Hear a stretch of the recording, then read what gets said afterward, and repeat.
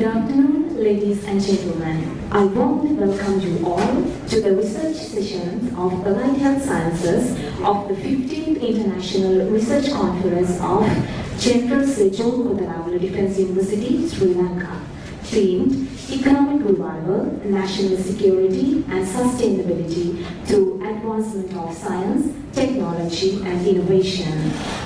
And you are joined here today for the technical session 4, which will be on the studies that have been carried out in the field of pharmacy. Ladies and gentlemen, on behalf of the organizing committee, we warmly welcome all guests and invitees in this May gathering.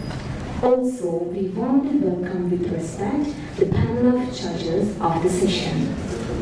A word of kind greetings to senior and junior academics, military officers, presenting authors, students, and also all conference delegates present in the audience. Before commencing the session's proceedings, ladies and gentlemen, please rise up for the national anthem. Sorry, it's University anthem.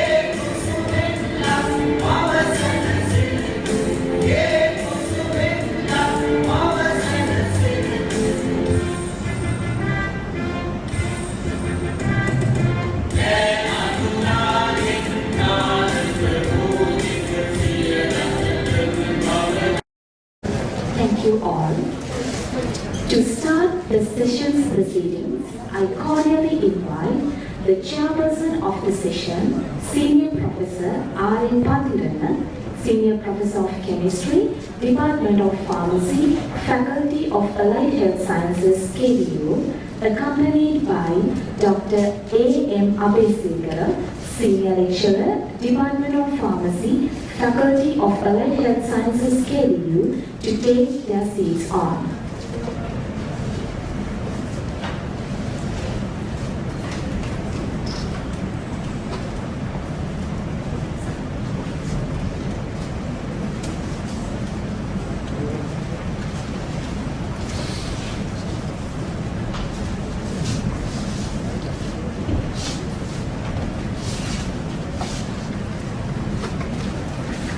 Ladies and gentlemen, may I have the honor of inviting with respect Dr. Ranga Pereira, the Dean, Faculty of Allied Health Sciences, KDU, Consultant Oncological Surgeon, Surgeon Captain, Sri Lanka Navy, Senior Lecturer in Surgery, to formally introduce the Chairperson of this session, Senior Professor R.N. Pathirana.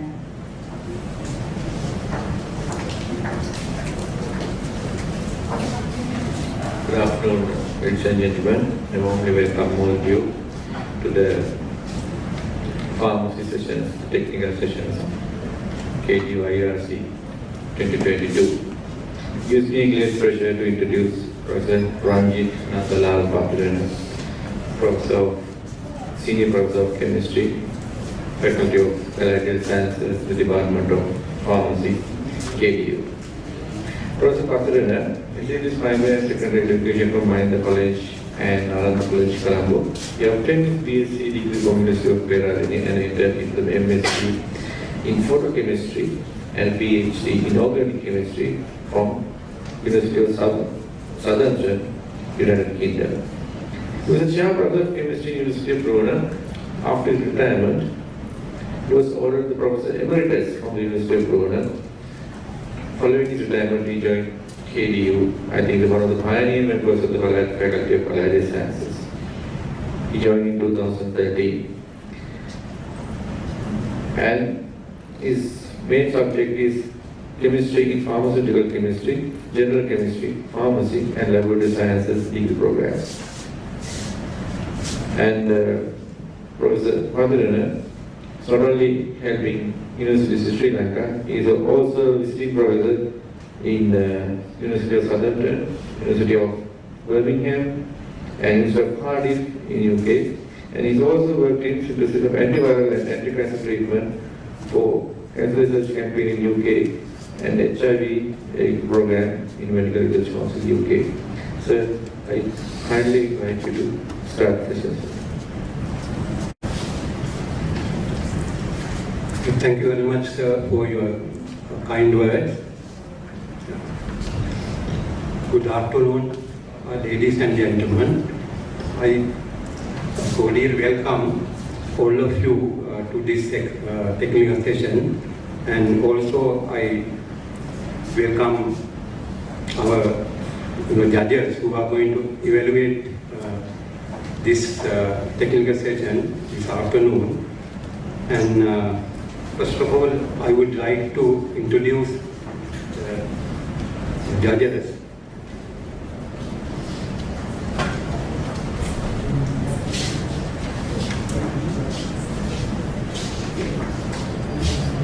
So, the panel of judges are Dr. Chamina Lianagachi, so BSc PhD, Senior Lecturer in Department of Pharmacy, Faculty of Allied Health Sciences of University of Herath. Dr. Anga S. Jayapodi, BSc, MSc, PhD, Senior Lecturer, Department of Chemistry of University of Sri Mr. M.S. Sirivardhana, B.Pharm, MPhil, Senior Lecturer, Department of Pharmacy and Pharmaceutical Sciences, Faculty of Allied Health Sciences, University of Sri And actually, before we commence, we had to give some instructions to the presenting authors. Actually, now this presentation, totally it is for a duration of 15 minutes. So,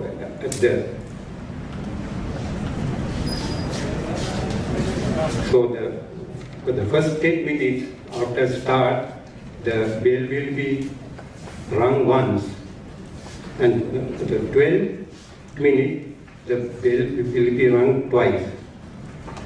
So afterwards, it will be the question and answering session, and that will be for a duration of 3 minutes, right? So we have a session. In this session, we will have the opportunity of listening to 6 presenters who have been conducting their research work in the field of pharmacy. The following are the presenters of this session. Mr. KABS Kariyapperuma, Ms. BLC Samanmali, Ms. GGDD Sulakna, Ms. HMKD Herath, Ms. DMHSK Donnanaguda, Mr. HMAJ Halagon. It's over to you, sir.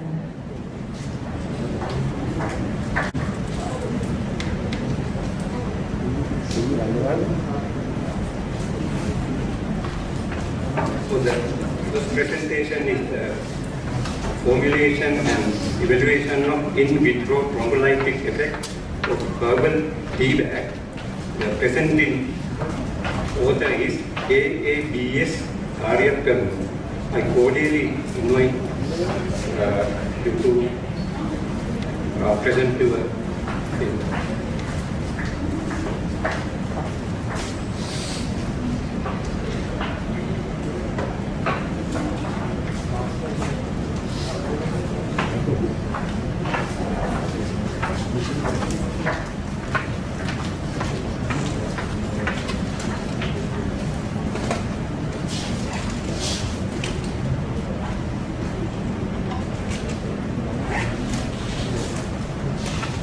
Okay, very good afternoon for the Dean, the Chairperson, Board of Judges, and all the lecturers, and ladies and gentlemen. So, I am Kariyapperuma. I came here on behalf of our research team for presenting our research regarding the topic formulation and evolution of in-vitro thrombolytic activity of herbal tea bag.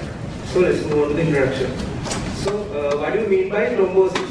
Thrombosis is basically made by formation of clot inside a blood vessel. So, what happens thereafter?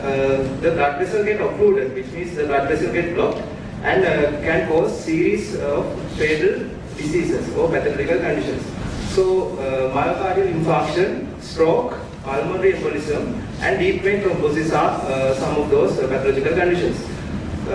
So according to our data of WHO, there are mortality rate of 17.9 million people annually die due to the thrombolytic related cardiovascular diseases. So what are the current medications for these type of conditions? Those are streptokinase, alteplase urokinase, and plasminogen activators. The problem with those medications are most of them are really expensive, and also they cause a series of side effects such as hypertension, arrhythmias, allergic reactions, and the most serious one here is the anaphylactic shock, which is a life-threatening adverse effects. So, what are the Ayurvedic remedy for treating thrombotic related diseases? So, Mahatalu Anupaniya is one of the most popular and endogenous medicine used by Ayurvedic doctors in Sri Lanka to treat hemiplegia, which is the most commonest manifestation of the stroke. So it consists of leaf extracts of these 10 plants. So out of these 10 plants, we selected these 3 plants to conduct our research. Adathoda vesica, we called Adathoda or Pavatta in Sinhala, Whitex nigadu we called Nika in Sinhala, and Cisalpinia bonda we called Kumburu in Sinhala. So those are widely used herbal plants by the Ayurvedic doctors. So here's the scope of our research. I already told you that the higher mortality rate with the thrombolytic related cardiovascular diseases, and also there is a problem with current thrombolytic drugs. So we thought, why not we focus our research on this herbal plants that giving dissolving activity that would lead to discovery of novel drugs, and also with fewer side effects, and also we can save a lot of lives in future. Here are the objectives of our research. So the main objective is to evaluate the thrombolytic activity of the individual plants. Then the specific objectives are do the phytochemical screening and making the combined sample using those 3 plants. Then determine the most effective combination. By using the most effective combination, we formulate the herbal tea bag. So this is the basic structure of our methodology. So the plants are collected, identified and authenticated from herbarium. Then we made necessary extractions. From the other side, we obtain ethical approval from the ERC, from KDU for collection of the blood samples. Then we follow the proteolysis method, in-vitro proteolysis method. I will elaborate this on next slides. Then we found the chloride dissolving activity of these three individual plants.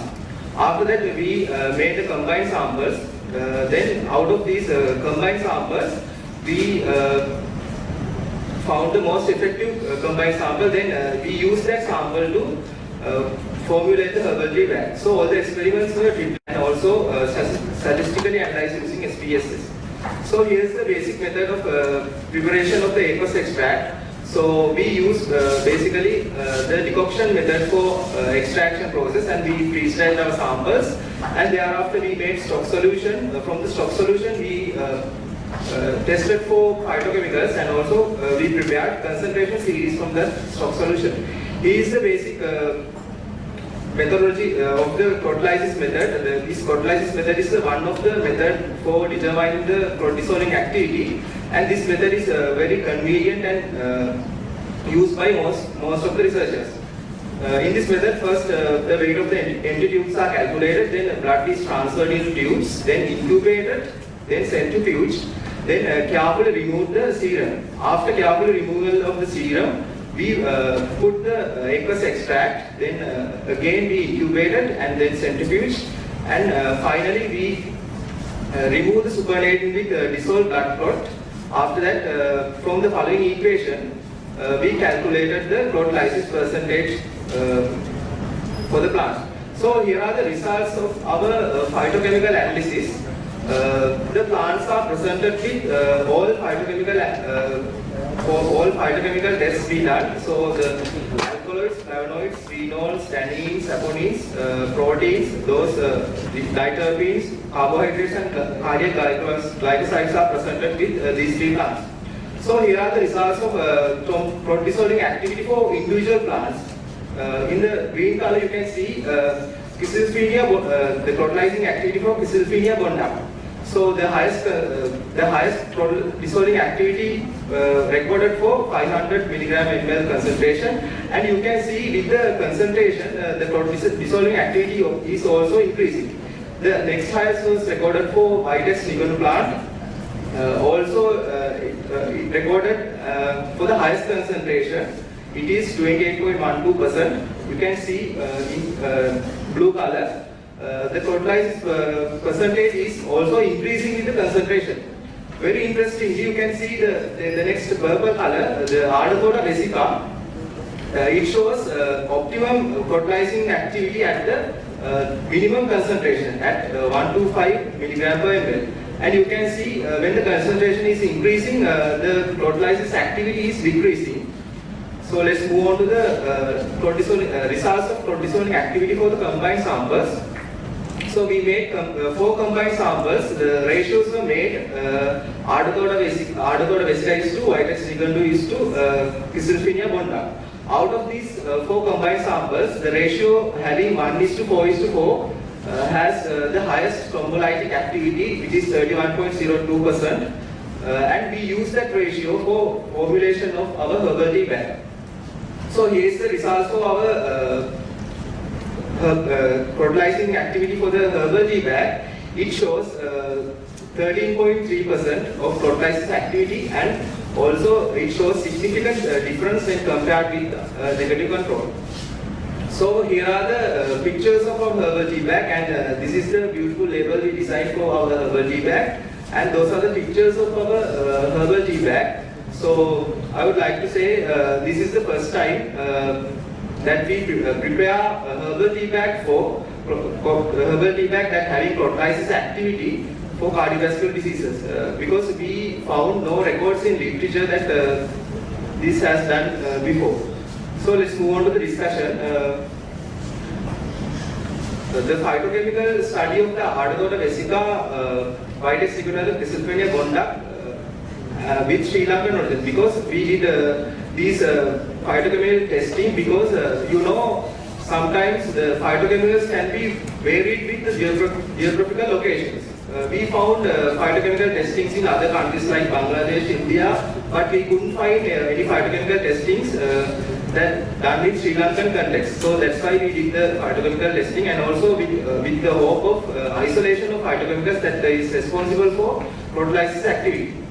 And here are the different phytochemical constituents present in those plants. Those are basically alkaloids, glycosides, phenols, saponins, etc. So during the in vitro thrombolytic study, the blood samples were maintained at 37 Celsius temperature.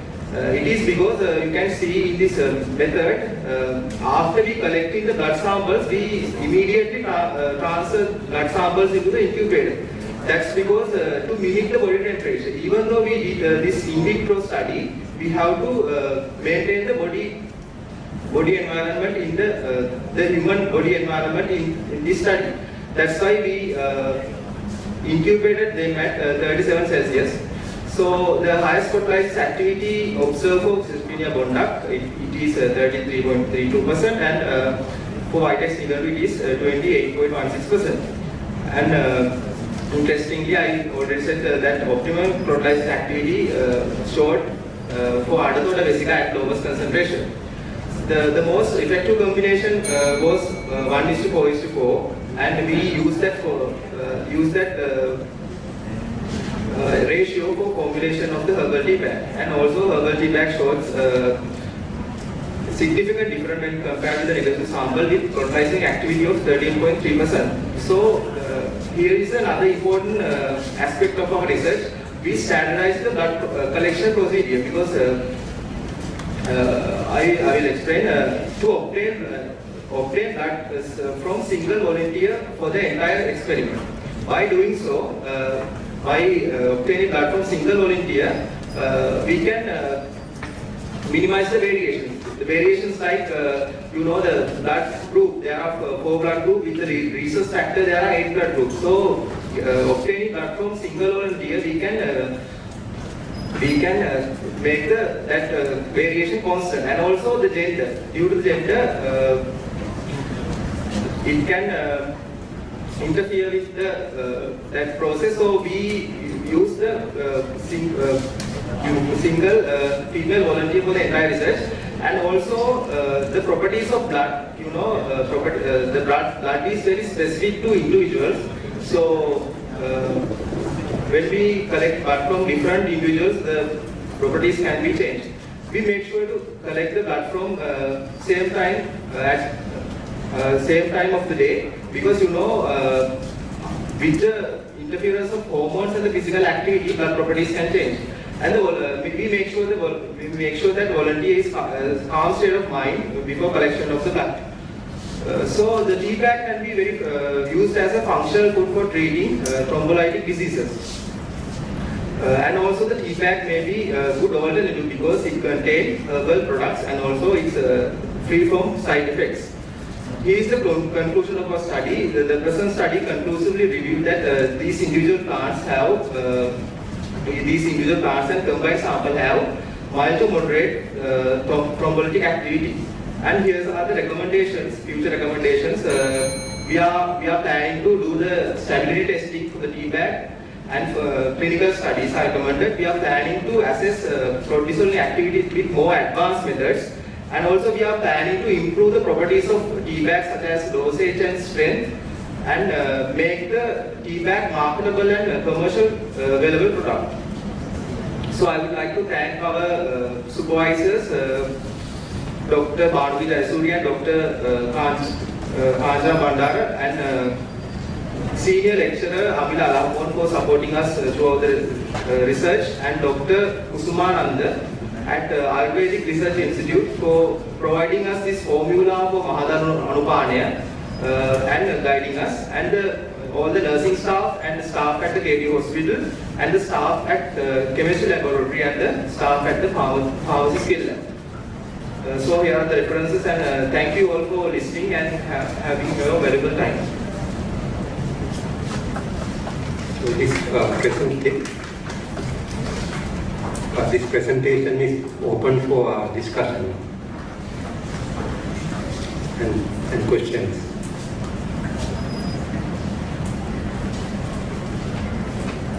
Even the audience can ask questions.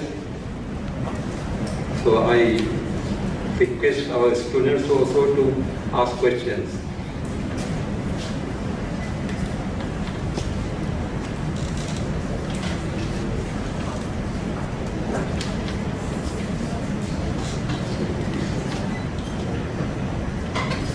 3 minutes. The duration is 3 minutes. Alright, so I will ask the first question. It was nice to I enjoyed listening to your presentation. But when you look at the results, what is the positive control that you use? Because now you compare with different plant extracts. Comparing with any existing plant. We compare with streptokinase. So do we have the results here? So we have the results here. The streptokinase shows 88% of proteolysis activity. Yes. Now if you go back to your you said that the optimal value is at the lowest possible concentration, right?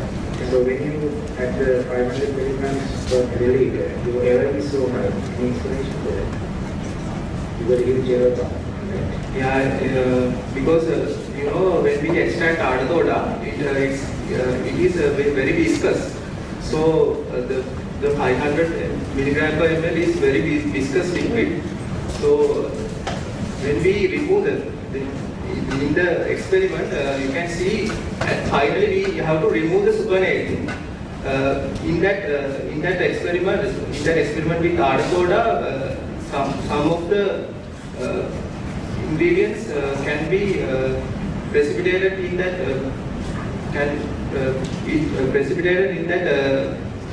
plot. That's why that is a technical problem. Right? Yeah, that's it. That has nothing to do with the activity of it. So is it? That has nothing to do with the activity of it, or you don't know because there's a technical problem in between. Yeah, it's a technical problem. Okay, so and then when you try to generalize these results to the general population and try to put the data on the market, do you think your results are statistically significant because we have only used one individual to give a lot of Yeah. So, sir,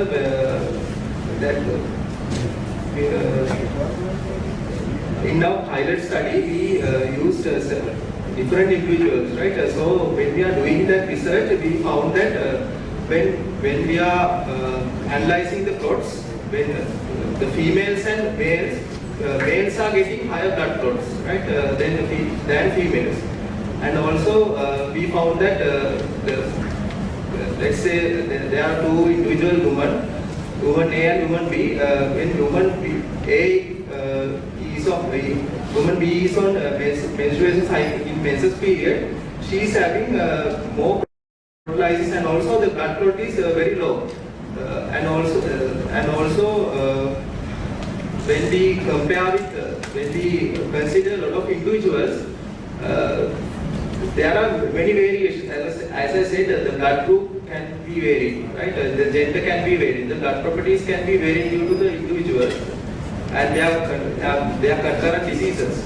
So that's why we only took the one individual. At the earlier in our pilot study, we took many individuals and tried to analyze, but we observed some. We observed there are variations in the results. That's why that is why you need to do proper statistical sampling. Yeah, in the future we would like to do that. So how would you assess the side effects of these advantages? Yeah. So by doing a in-vitro study, we actually can't do the assessing of the side effects. We have to do the in-vivo study and we have to assess the side effects by doing the in-vivo study. Sorry, I'm asking too many questions, but before you put the product into market, you have to make sure that there are no side effects. So actually, these Mahadal Pani is actually used by the Ayurvedic doctors to treat strokes. So actually, there are a lot of side effects. We know that. I mean, you can't say that. Yeah, I can't say like that. Yes, I can say that. Thank you.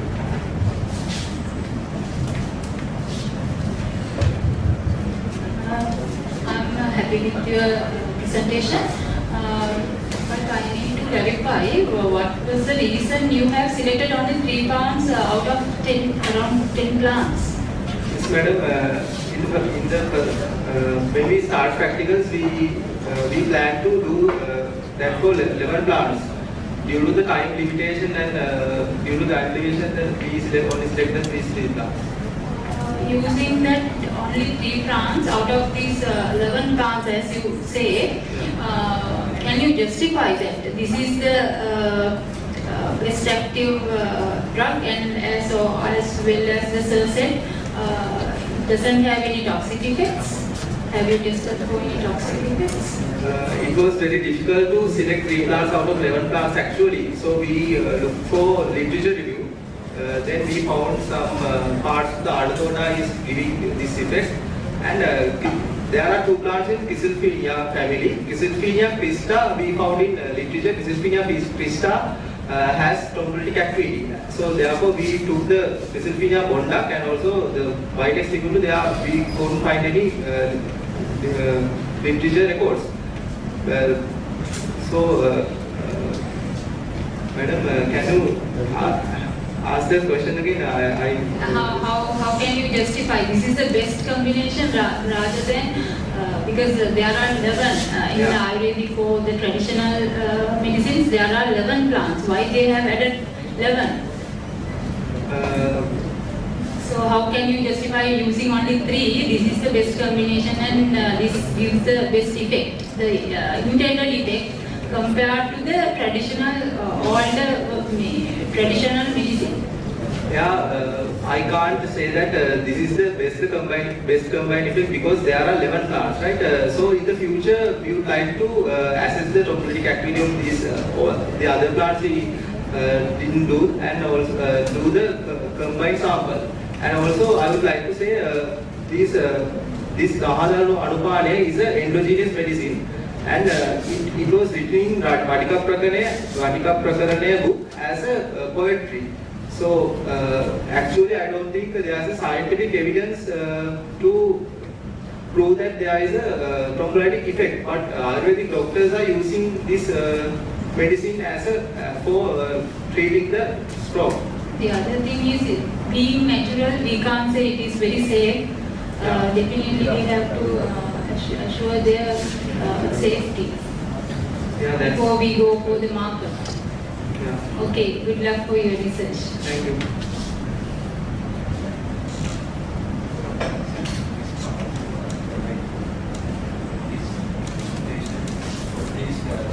In me indirect in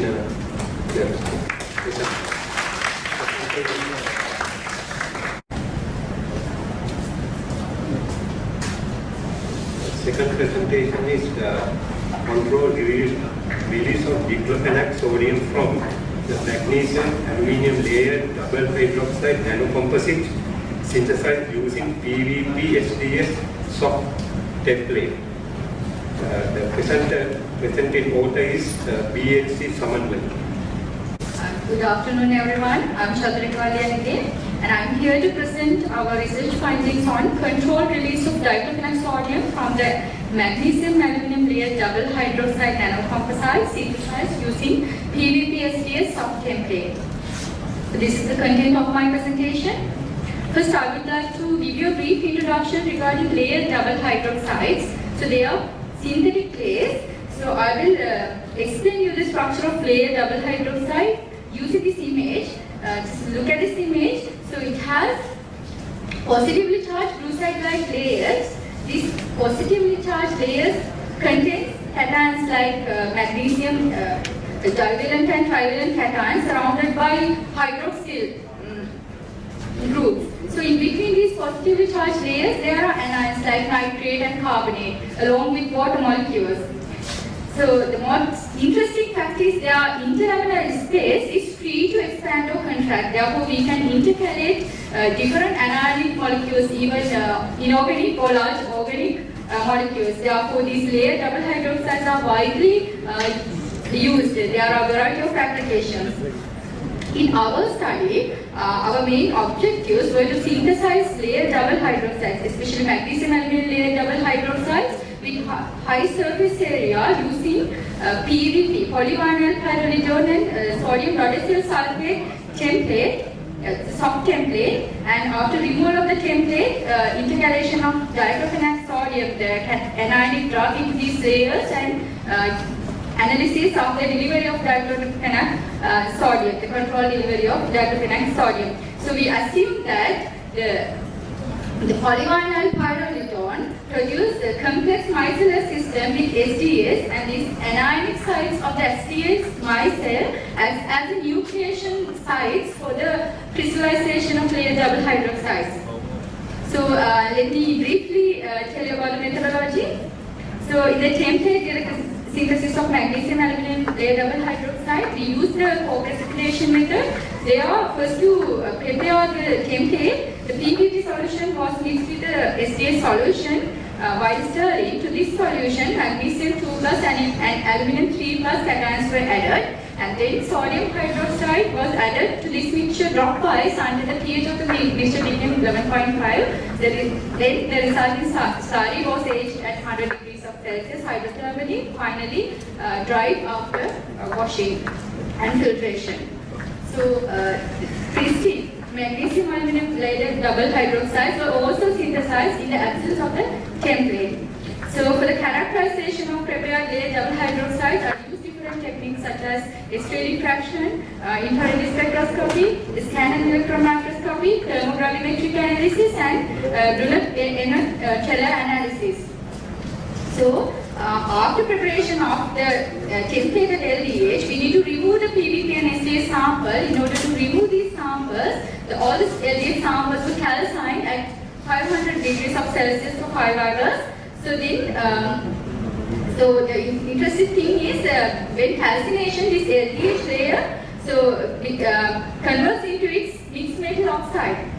But interestingly, so this magnesium aluminum layered hydroxide contains a memory effect. Because of its memory effect, it can regain its structure. It can regain its layered structure when it is mixed with moisture or water. Therefore, in the reconstruction step, the diclofenac sodium anionic drug was intercalated between the layers. So after that, after intercalation, drug loading capacities were checked. And finally, in-vitro drug release studies were conducted, simulating the intestinal conditions using the dialysis membrane method, and using a UV visible spectroscopy, the drug releasing was determined. So let's move on to the results and analysis section. So all the synthesized layered double hydroxides were pure white in appearance, and the successful synthesis of these layers were confirmed by using XRD spectra and using FTIR analysis. You can see here, this is the XRD spectrum of pure LDH, and the LDH synthesized with the PVP-SDS template, and here the XRD of SDS and PVP. So here in the FTIR spectra, you can see here the prominent peaks of SD and PVP are visible in the LDH synthesized with the PVP-SDS template. So after removal of the template, that means the template removal was confirmed by using the SRD spectra of the calcine samples. So these two peaks are corresponding to mixed metal oxide. Okay, so then look at this table. This shows the drug loading capacities of template synthesized LDH versus the pristine one. So the drug loading capacity of templated one is 4.2, that is higher than that of pristine one, indicating a higher surface area. So,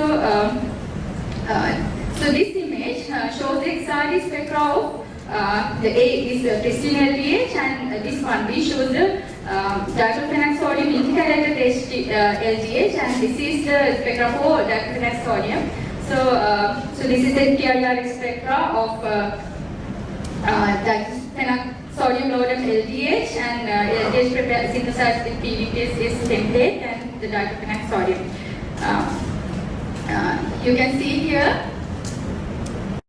the SEM images, scanning electron microscopy images of layered double hydroxide. These are pristine layered double hydroxides.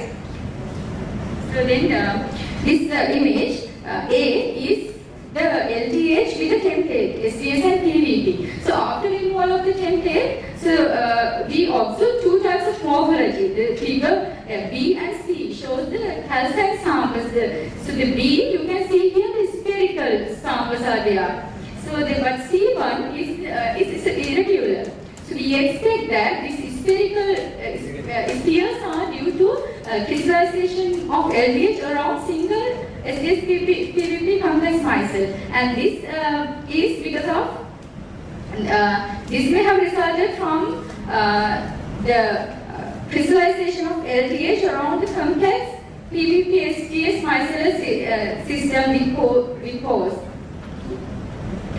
Then I'm going to show you a small video clip on how air bubbles are coming out from the LDH sample synthesized with the PVP-SDH template, but that is after removal of the template. That may be due to the porosity of our structure. Can you see that small tiny, very tiny air bubbles are coming out when we put the sample? Okay.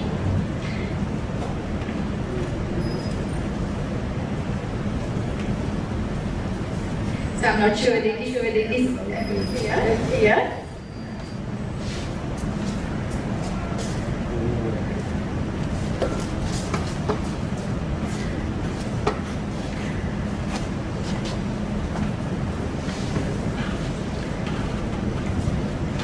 So this surface area, the increased surface area was further confirmed by wet analysis.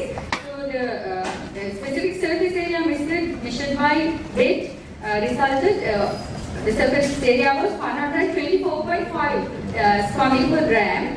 So that is quite a large surface area that may be due to porosity of our synthesized samples. So these are the thermogravimetric curves for pristine LDH and LDH prepared with the PVP-SDH template and LDH reconstructed with Diclofenac sodium.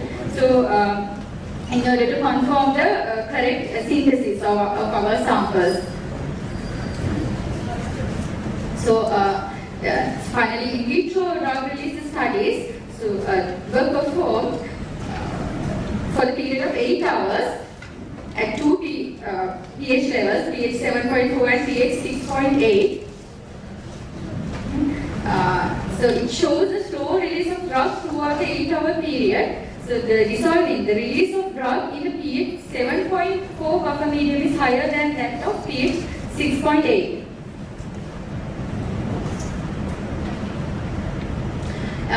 So this is the conclusion of my presentation. So porous magnesium aluminum layer double hydroxide nanocarriers with an increased surface area could be successfully synthesized using PVP-SDH template by alkaline co-precipitation, calcination and reconstruction methods. So PVP polymer, it's a hygroscopic polymer, it binds to sodium potassium sulfate to form complex micelles which acts as the soft template. A high drug loading capacities is evident with LDH synthesized with PVP-SDH template compared to the pristine layer double hydroxide. That may be due to the increased surface area and the porous microstructure of our template-based synthesized LDH samples. Then finally, the template synthesized LDH with a high surface area could be identified as better nanocarriers for controlled delivery of Diclofenac sodium. However, further studies are required to optimize the conditions and optimize the surface area and the drug loading. These are the references.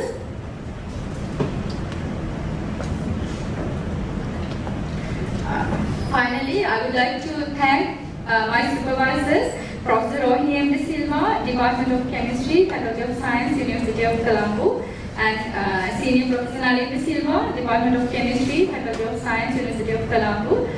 My supervisors, without them, I would never have done this research successfully. And I need to thank all the staff members of Center for Advanced Materials and Devices, Department of Chemistry, University of Colombo, and the State Pharmaceuticals Manufacturing Corporation, Pathirana, for providing us required active ingredients. This is the end of my presentation. Thank you.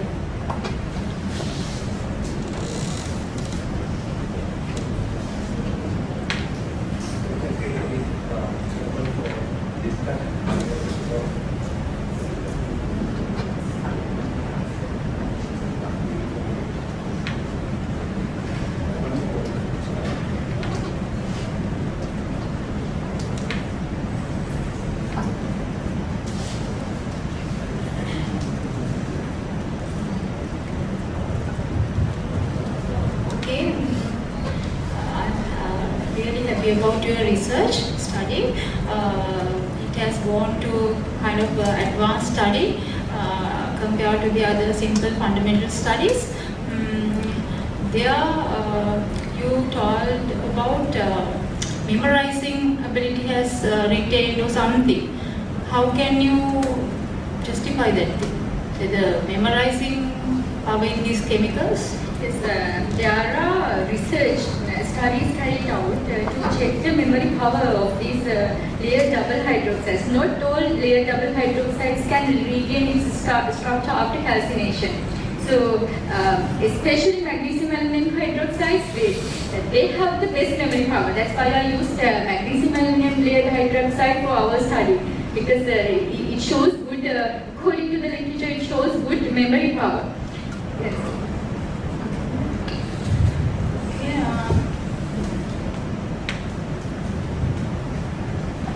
I had some other questions. Can you go through some slides? There you have done this for the Diclofenac sodium and not this one actually. The main target is to increase or give a sustained release effect, right? So here the effect is around 8 hours, but normally the Diclofenac gives around 6 hours duration. What is the advantage of using this one compared to the normal drug? So our study, we wanted to prepare a dosage form which should be administered orally. So and it gives a sustained release action. So orally, if you are giving a drug orally, we can't do this study for long periods of hours. But generally, according to British Pharmacopoeia and the United States Pharmacopoeia, the recommended time duration is only 8 hours. So sustained preparation, sustained response. So from the literature review, we can say that if you are checking the drug for the stomach, or if you are checking the drug separately for the intestine and the large intestine, the guidelines are different. But here our intention was to develop the diclofenac sodium to treat the infections like rheumatoid arthritis. So we expect a sustained release, a controlled release, the release of the drug for a long period of time. That means, can you extend it to for the longer time also? No, because the drug is prepared to release orally, so we can't. But if it is a transdermal preparation or if it is developed as a local preparation, yes, we can. So sometimes there are studies to check the release of the drug, sometimes 24 hours, even 2 days. Transdermal deliveries, yes, possible. Yes. Even with the oral drug delivery dosage forms, it is possible. But can you, sometimes the colon cancers. So there are studies that can this specific preparation stay long hours? Long hours in the stomach and the intestine. Yeah, normally the sustained preparations are staying like that and releasing. Yeah, this is the initial level actually, not a final dosage form. This is a nano particle. Inside the nanoparticle, we have included the intercalated drug, but we cannot market this one. We have to formulate this one as a good dosage form with the excipients.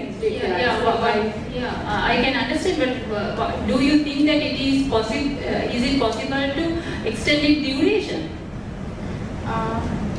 with this technology? Yes, of course, because nanoparticles, we can change the properties of nanoparticles, especially this LDH, we can change the properties by changing the reaction conditions, like changing the pH of the medium, changing the sodium hydroxide concentration, even changing the molar ratios of the metal cations. So therefore we can change the conditions and control the properties of this layer double hydroxide and control the release of these drugs from the rare double hydroxides. I think it's possible. That depends on the conditions that you select.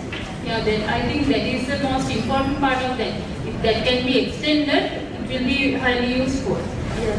This is very normal our requirement. Exactly we can change, but a lot of research and the time is required.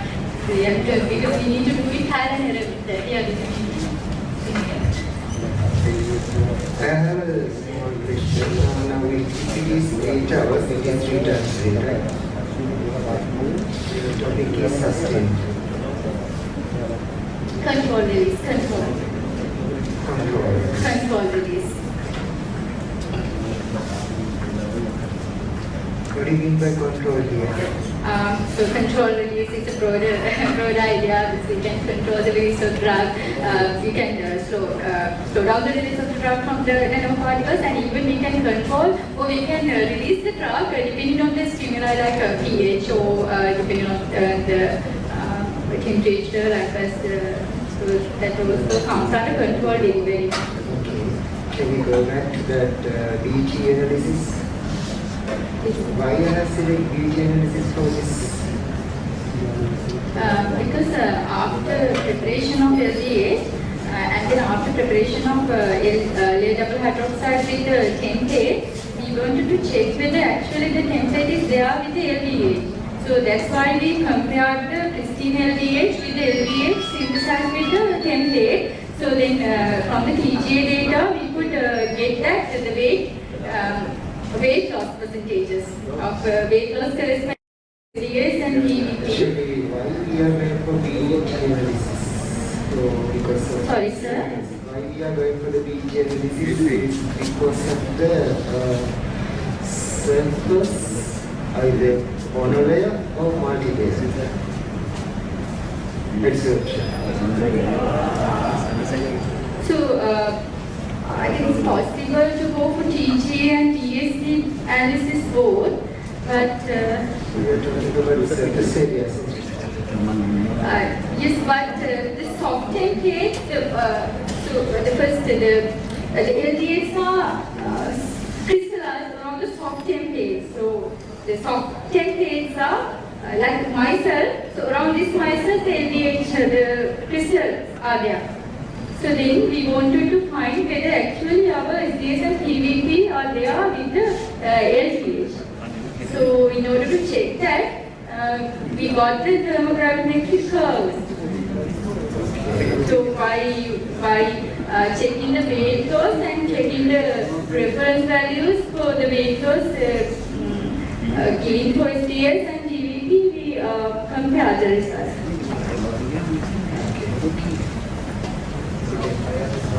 Now, there is one example, for example, that is Diclofenac, so is in the market.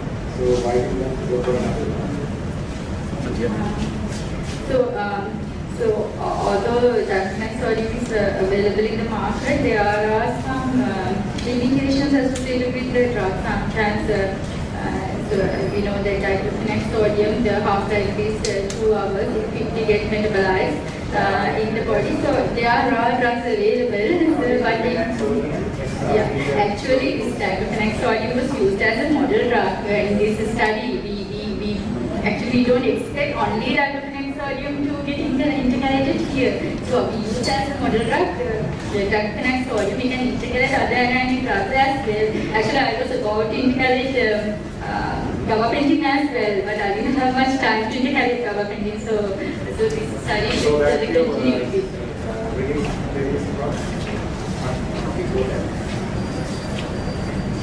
Sorry, sir. Go back to the previous slide, please. We have 2 parts, release parts. Release. First of all, you don't show any error particles. So I don't know whether it's actually reflected by the data. Yes, actually it should show the And then this is, for example, now to read this graph, what I see is from 0 to 8 hours, I get 8% of the graph. But as far as I understand, what we mean by slow release is there needs to be one dosage available in the medium for a longer time. This is not that.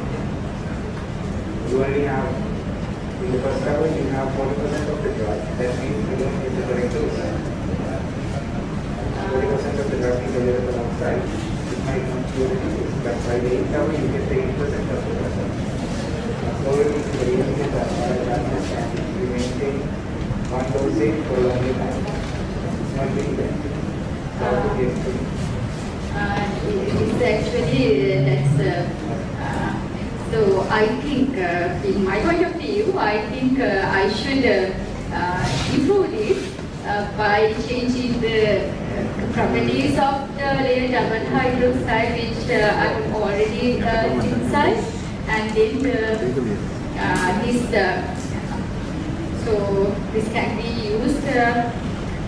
So the other point is I can use enteric coating because layer double hydroxide is usually dissolved in acidic pH values, therefore enteric coating. This layer double hydroxide, can you use it for sources? This is the conceptually. Yeah, the 8 hours is. Yeah, for Something else. Yes. So actually, by so since the 80% drug has been released by 8 hours, so I will only.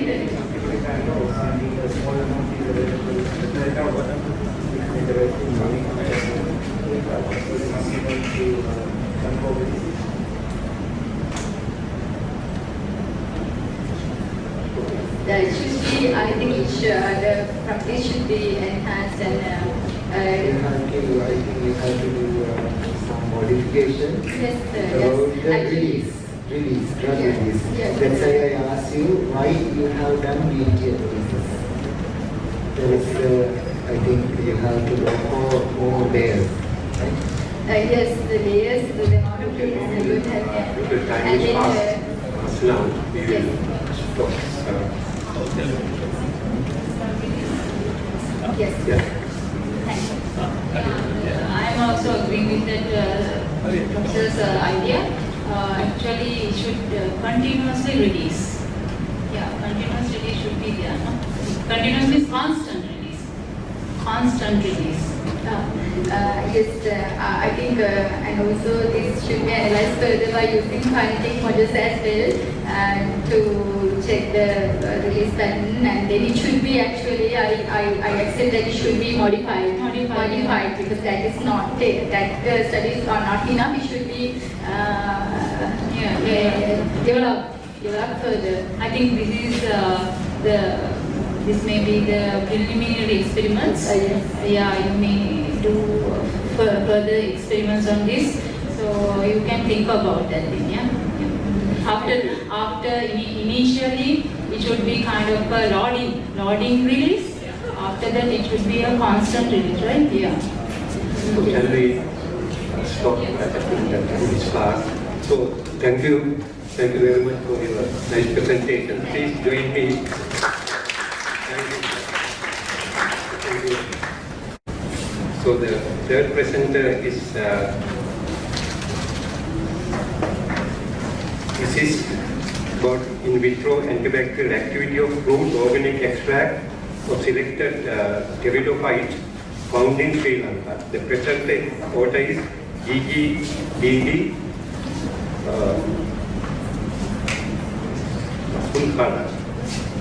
Sulakna. It's over to you.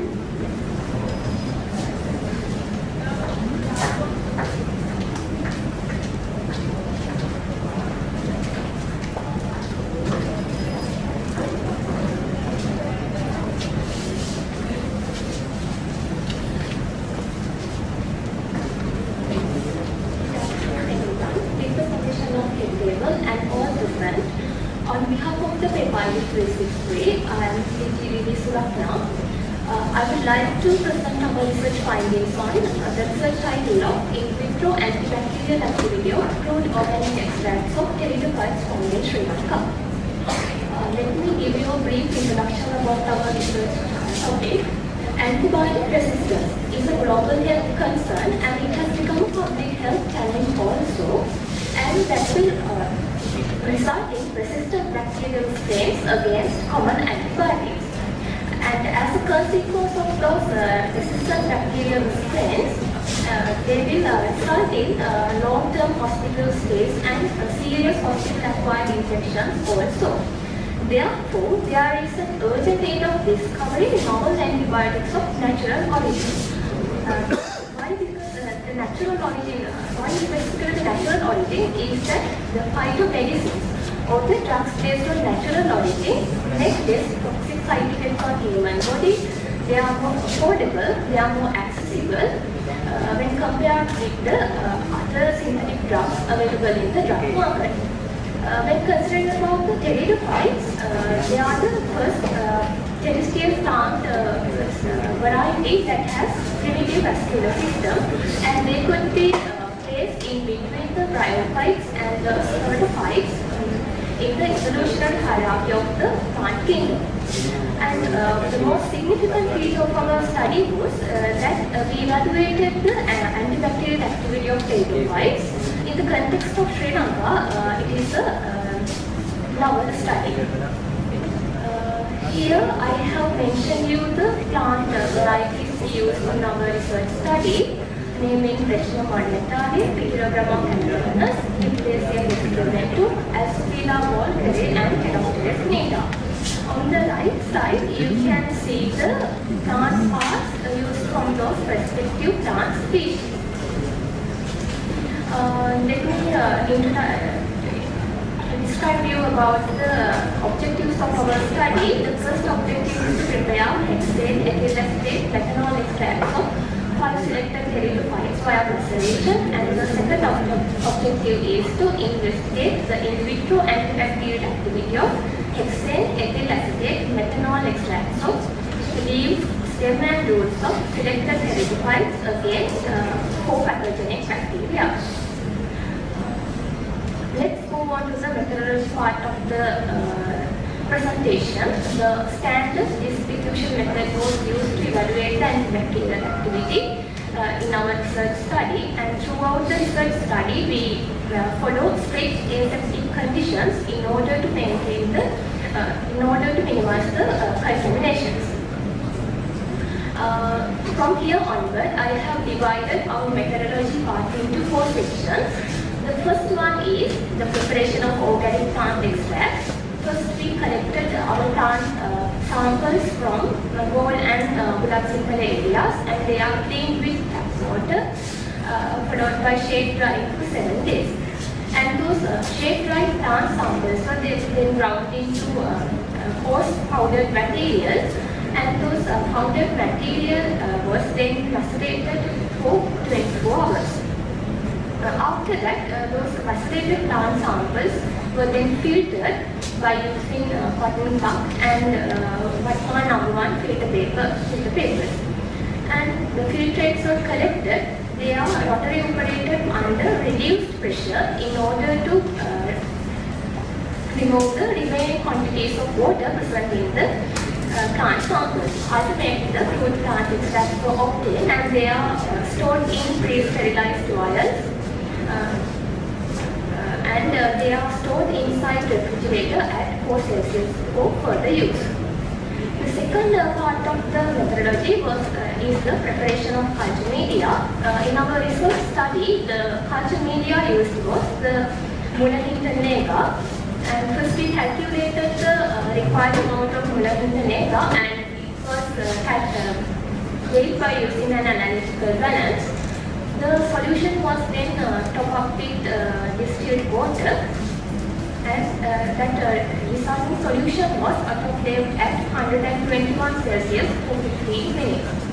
And that solution was allowed to cool into room temperature, and they were then poured in the sterilized petri dishes. And after that, the agar was allowed to solidify, and the cultivates were sealed properly for further use. The third section of the methodology was the preparation of bacterial suspension and bacterial load. First of all, I would like to introduce the bacteria used in our study. We used 2 gram-positive bacteria, namely Staphylococcus aureus and Bacillus subtilis.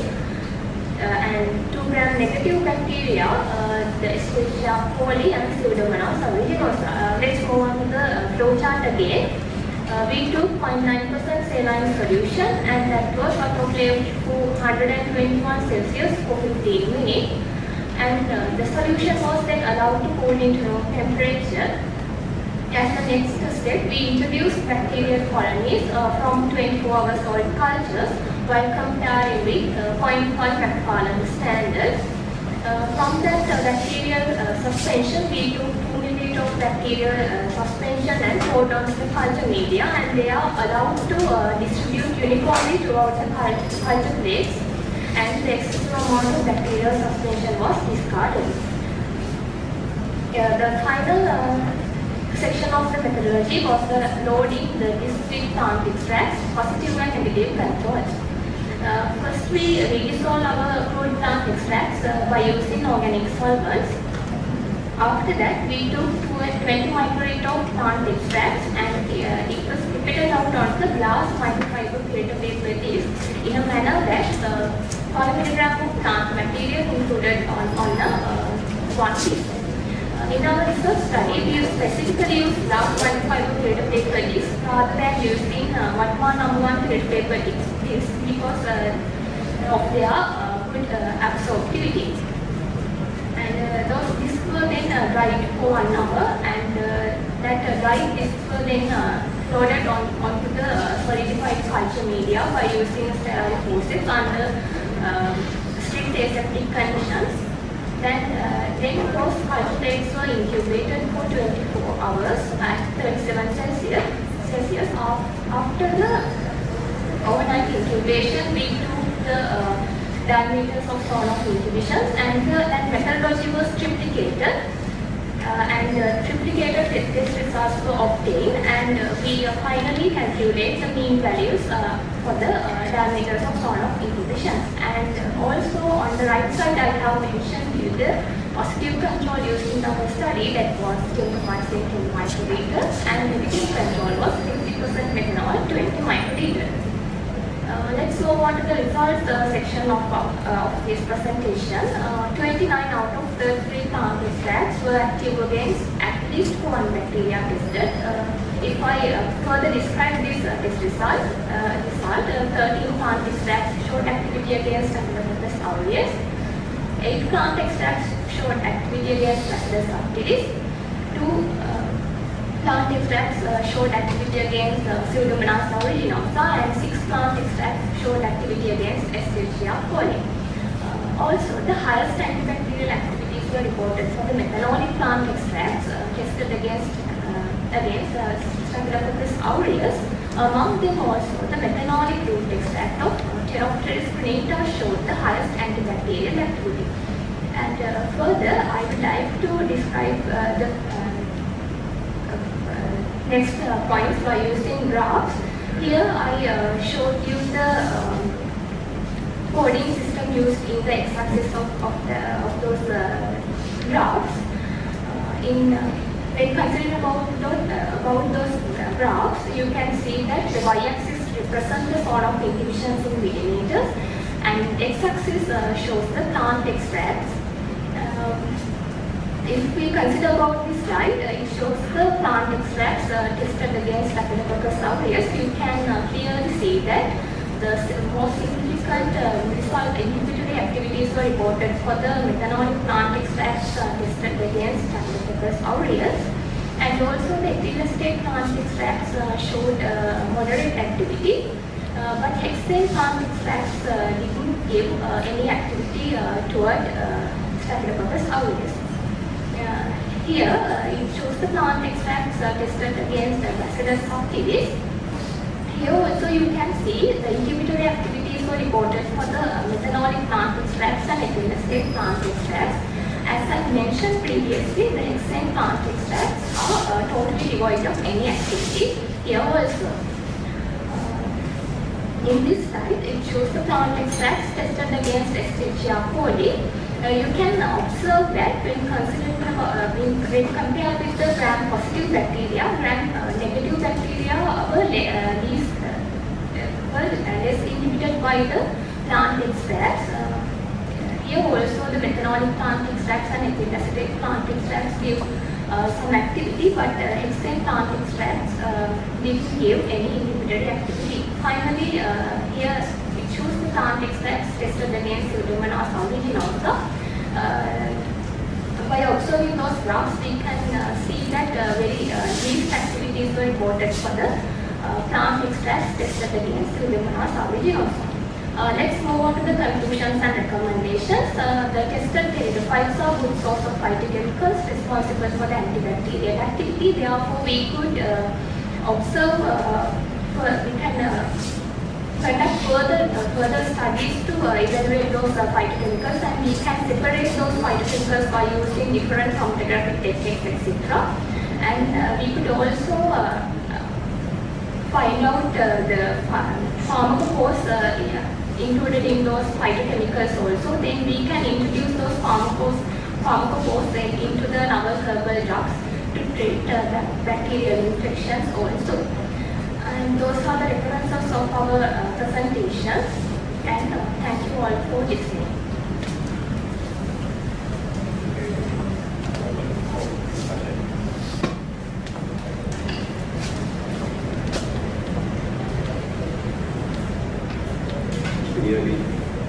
Nearly 3 minutes, 4 minutes.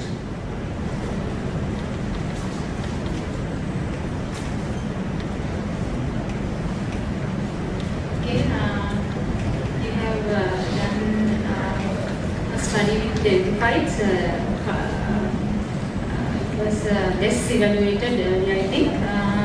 Normally with higher plants are taken for all the studies. For many of the studies. Okay. You have used McFarlane point 5. What is the use of that? We use McFarlane standard to when we introduced into the bacterial colonies to the saline solution, we compared with the McFarlane standard to compare with its turbidity, because it contained 1 into 10 to the power 8 colony common units per milliliter. And for the discs, you have included same amount of extract. So how it was done? Yeah, we saw the plant extracts by doing a calculation. When we take 20 microliter of plant extract, it will contain 5 milligrams of plant material. Then that concentration is rather very high concentration. 5 milligrams per disc. Yeah. Could you dissolve that amount in that organic extract? 20 micrograms, 5 milligrams. We didn't go for the concentration gradient because we tested the concentration of the maximum concentration that could be performed for the standard distribution method. Yeah. Is it actually 5 milligrams or 5 micrograms? 5 milligrams per disc. Yeah, 5 milligrams means I think it is very high concentration. We use the glass microscopic paper. It is somewhat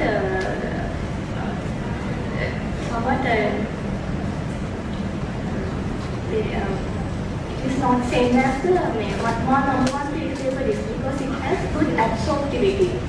Yeah, I am talking about the preparation of that solution or the if it is dissolving, it should be a solution, right? So if that solution is very concentrated one, can you prepare that one? In 20 microliters, it's a very little amount. In that, 5 milligrams. Could you dissolve that thing? Hopefully, there's no any calculation error, right? Okay, then at the end you have mentioned pharmacophores are incorporated into herbal drugs. How it is done? We put the certified plants are composed of the bioactive compounds. Then we can research about the pharmacopause inside those bioactive compounds, and we can introduce them to the normal herbal drugs. Actually, you have come to the forward as again you have gone to the backward as well. I think again you are, if it is incorporated to the herbal product, I think the way you have came for finding the pharmacopoeia will not be useful. You are going the backward. You need to think about that. Okay. Thank you. We have a nice presenter. Now, another question on the pharmacopoeia. Without knowing the actual biological target, so do you have any idea of what are the biological targets that are targeted by these phytochemicals? So what are the biological targets usually for these antibacterial drugs? The targets that you find in the bacteria that are targeted by these antibacterial drugs. So are they bacterial genetic material or cell walls or what? How does it kill the bacteria? Do you have any idea about it? Those antibacterial drugs target to the cell wall or the cytoplasm of those bacteria. They will act like this. Have you got to know any of the chemical structures of the compounds available in this extract?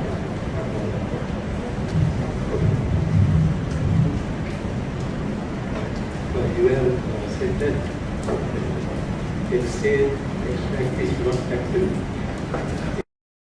Exhale extract is not active. Can you give a reason for that? I think, sir, the bioactive compounds responsible for antibacterial activities, I think they might be non-polar. And hexane is non-polar, and most of the activities are reported for the methanol substance. Therefore, methanol is the highest polar compound. I think the bioactive compound responsible for antibacterial activity is polar.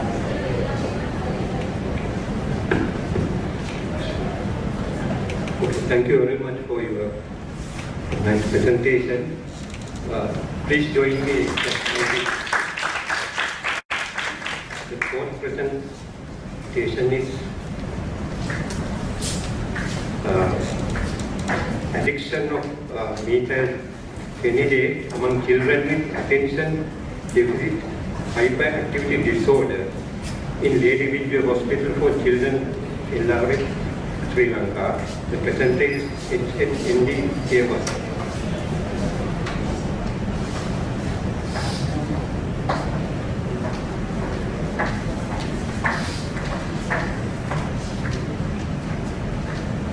A very good evening to the Honorable Board of Judges, the panel, worthy lecturers, and everyone who is gathered here this evening. I am Navodaya Herath, and I will be presenting our undergraduate research study on the topic addiction of methylphenidate among children with attention deficit hyperactivity disorder or ADHD in the Lady Victoria Hospital, Sri Lanka. So have you heard about ADHD or any medications that are being used to treat ADHD? Okay, so I'll explain. Attention deficit hyperactivity disorder or ADHD is a neurobehavioral disorder that typically begins in the childhood, but this can continue throughout adolescence and also lead into the adulthood. So this is characterized by age-appropriate levels of symptoms which are hyperactivity, impulsivity, and inattention. There are three subtypes of ADHD. So when we look at the treatment that is used for ADHD, the first line medical treatment is methylphenidate or MPH. So this drug methylphenidate is categorized as a Schedule 2B psychoactive stimulant in the National Medicines Regulatory Authority Act, number 5 of 2015, Sri Lanka. So methylphenidate is highly addictive and habit-forming, and the children in the age group of 10 to 14 years are more likely to get addicted to this drug. So there's a perception in our community, in our society, that this methylphenidate is being misused or abused by other drug addict individuals, as well as it is being misused by those university students to increase their attention span during their studies. So since this is psychoactive stimulant, as I mentioned earlier, and this is prescribed to children, we considered on addressing this matter. So these are our objectives. Our general objective is to assess the addiction of methylphenidate among children with attention deficit hyperactivity disorder in LRH. Then our specific objectives are to assess the prevalence of addiction among those children in LRH, and then to assess the association between different variables and level of addiction to methylphenidate. So moving on to the methodology. Our methodology was a cross-sectional study, and we conducted that in Child Psychiatric Clinic of the In-Vitro Hospital. So our study population was guardians of children in the age group of 7 to 12 years who were diagnosed with combined type ADHD, that means type C ADHD, who were taking oral methylphenidate immediate release tablets for at least 12 months. So for the data analysis, we used IBM SPSS software, and also we used ANOVA and Pearson correlation. So our sample size, we calculated it according to a convenient sampling method with a sample size of 96. So in our study, we included guardians of children of both genders in the age group of 7 to 12 years who were diagnosed with combined type ADHD, and then we excluded those who were with other two subtypes of ADHD, which are predominantly hyperactive impulsive type and predominantly inattentive type, and also those who were not taking methylphenidate as a treatment. So coming to our results, we observed that there was an addiction. So according to the drug addiction screening test, this score chart, as you can see, the addiction, the degree of addiction was moderate level, and as a percentage it was 51.0%. So also we assessed the association or the correlations between different variables with the drug addiction. So there was a positive statistically significant correlation between the prescribed initial dose and the drug addiction, and then the variable, the guardian's request to increase the initial dose. It also showed a positive correlation with the drug addiction. Then there was a positive statistically significant correlation between a child requesting a higher frequency of the dose with the drug addiction. Again, between the variable increasing the initial dose and the drug addiction, it also had a positive correlation. So in conclusion, majority of the population reported a moderate level of addiction with the prevalence of 51.0%. So when we look at the ADHD prevalence, the male children with ADHD, the prevalence was 67.7%, whereas the prevalence of female children with ADHD was 32.3%. So this results regarding ADHD prevalence also supported the data that was stated in the National Data Directorate of Mental Health in Sri Lanka. And then the mean age range of the children studied was 9.89, whereas the mean age of diagnosis of ADHD was 5.42. But the age of the child with ADHD didn't show any statistically significant correlation with drug addiction. And then we observed that the educational level, the majority of the parents had completed the educational level up to secondary education level. But this also didn't show any positive statistical significance with the drug addiction. So there were correlations, there were positive correlations with different variables when we compare to drug addiction, compared with drug addiction. So those variables are increase in the initial dose, and then a child requesting a higher frequency of the dose, and then prescribed initial dose, and guardians request to increase the initial dose. So we can conclude that there's a greater propensity for an addiction to be present to this drug, methylphenidate.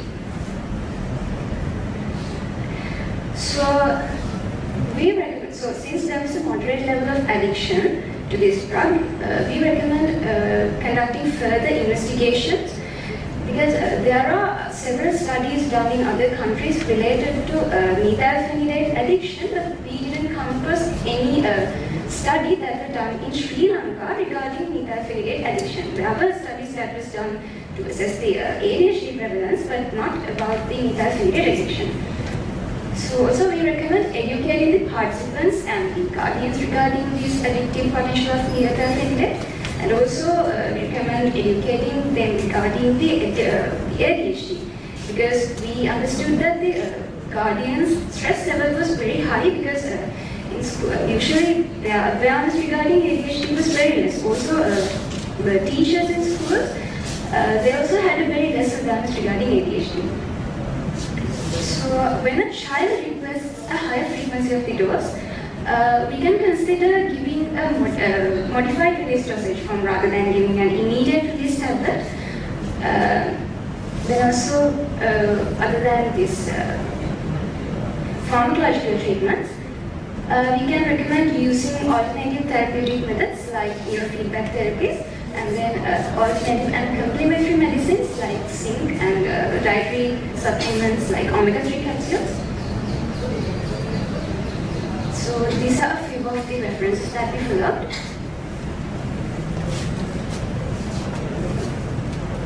And finally, I would like to extend my sincere gratitude to our supervisors, our co-supervisor, and our participants, Deputy Director of LRH, and Consultant Child and Adolescent Psychiatrist of LRH, and the hospital staff of Lake Retreat Hospital for their kind guidance and continuous support. Thank you.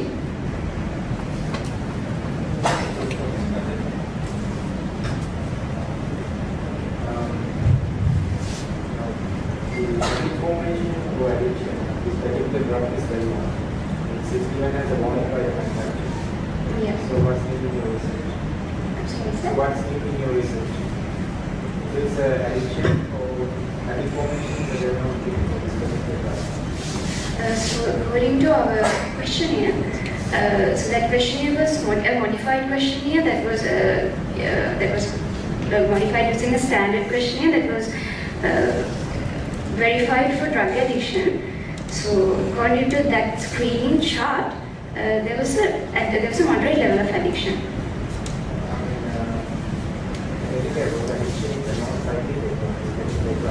So what I'm asking is, what's new? So this type of a study has been done in Sri Lanka regarding methylphenidate addiction. What is different? It's the same age group. So what's the difference between that or some other? So this is prescribed for children in the age group of 7 to 12 years. So since this is a habit-forming drug, and also there's a perception in the community that this is abused and addicted by other drug-addict individuals and then used by university students. So we wanted to address this matter because this is prescribed to children. Yeah, so there's no so how do you reduce that? So like I said, we can actually consider about giving other kinds of dosage forms. No, it's not misunderstood, right? So you don't want the addiction of the particular drug. Then you should specification of the reduced addiction. If you don't do the drug, there's an addiction.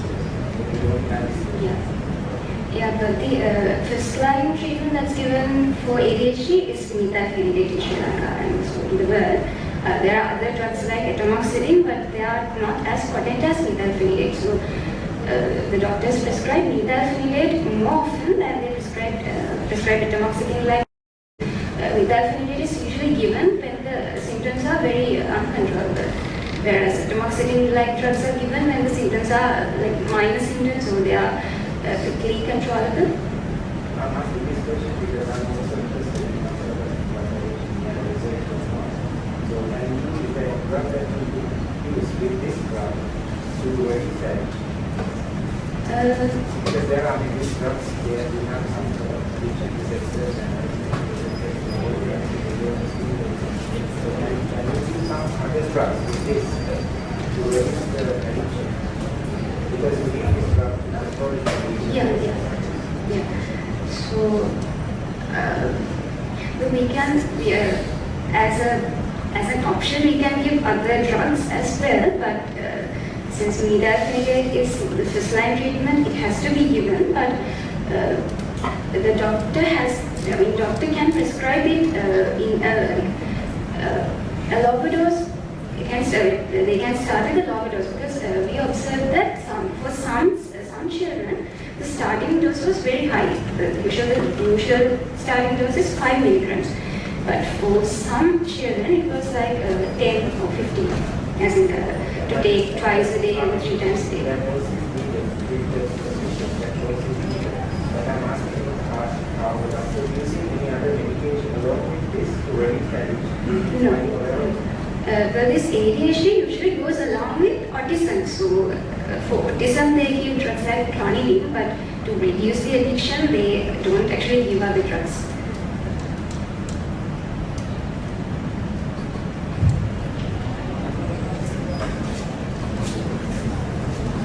As your suggestions, you have mentioned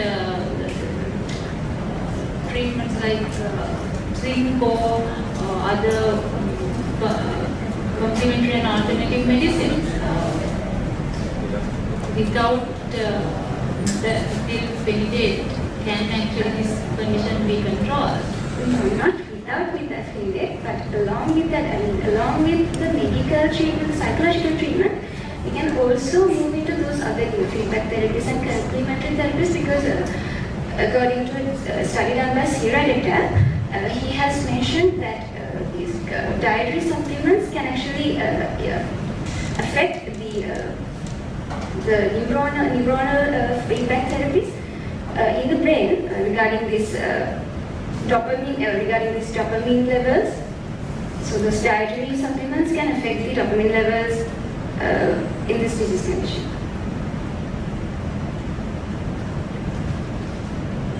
Okay, I have no any other question.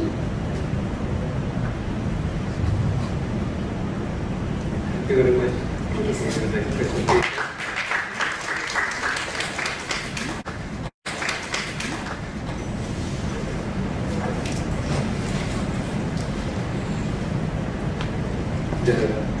The next presentation is evaluation of trypsin inhibitory activity in pollen masses, a local variety of Vigna aculeata SSP sesquipedales. The presenter is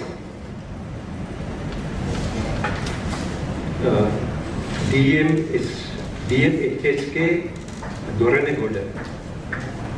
So what do you do? Good evening everyone, Chairperson, Board of Judges, guests, ladies and gentlemen. Welcome to my presentation. I am Pathirana from Department of Pharmacy, FAHS KU. I am presenting on the evaluation of trypsin inhibitory activity in pollen seeds, a local variety of Vigna aculeata subspecies sesquipedalis. On behalf of my team, Madam Dr. Jayasuriya, Wimalasiri, SAADSD theories, ALT and FASS Peter. So let's move to my topics. These are the topics that I am going to talk about today. And first of all, let me give you a brief introduction on the proteases. Proteases are a group of enzymes that catalyze the hydrolytic cleavage of the peptide bonds in target proteins, resulting free amino acids. Therefore, they are also known as proteinases or proteolytic enzymes.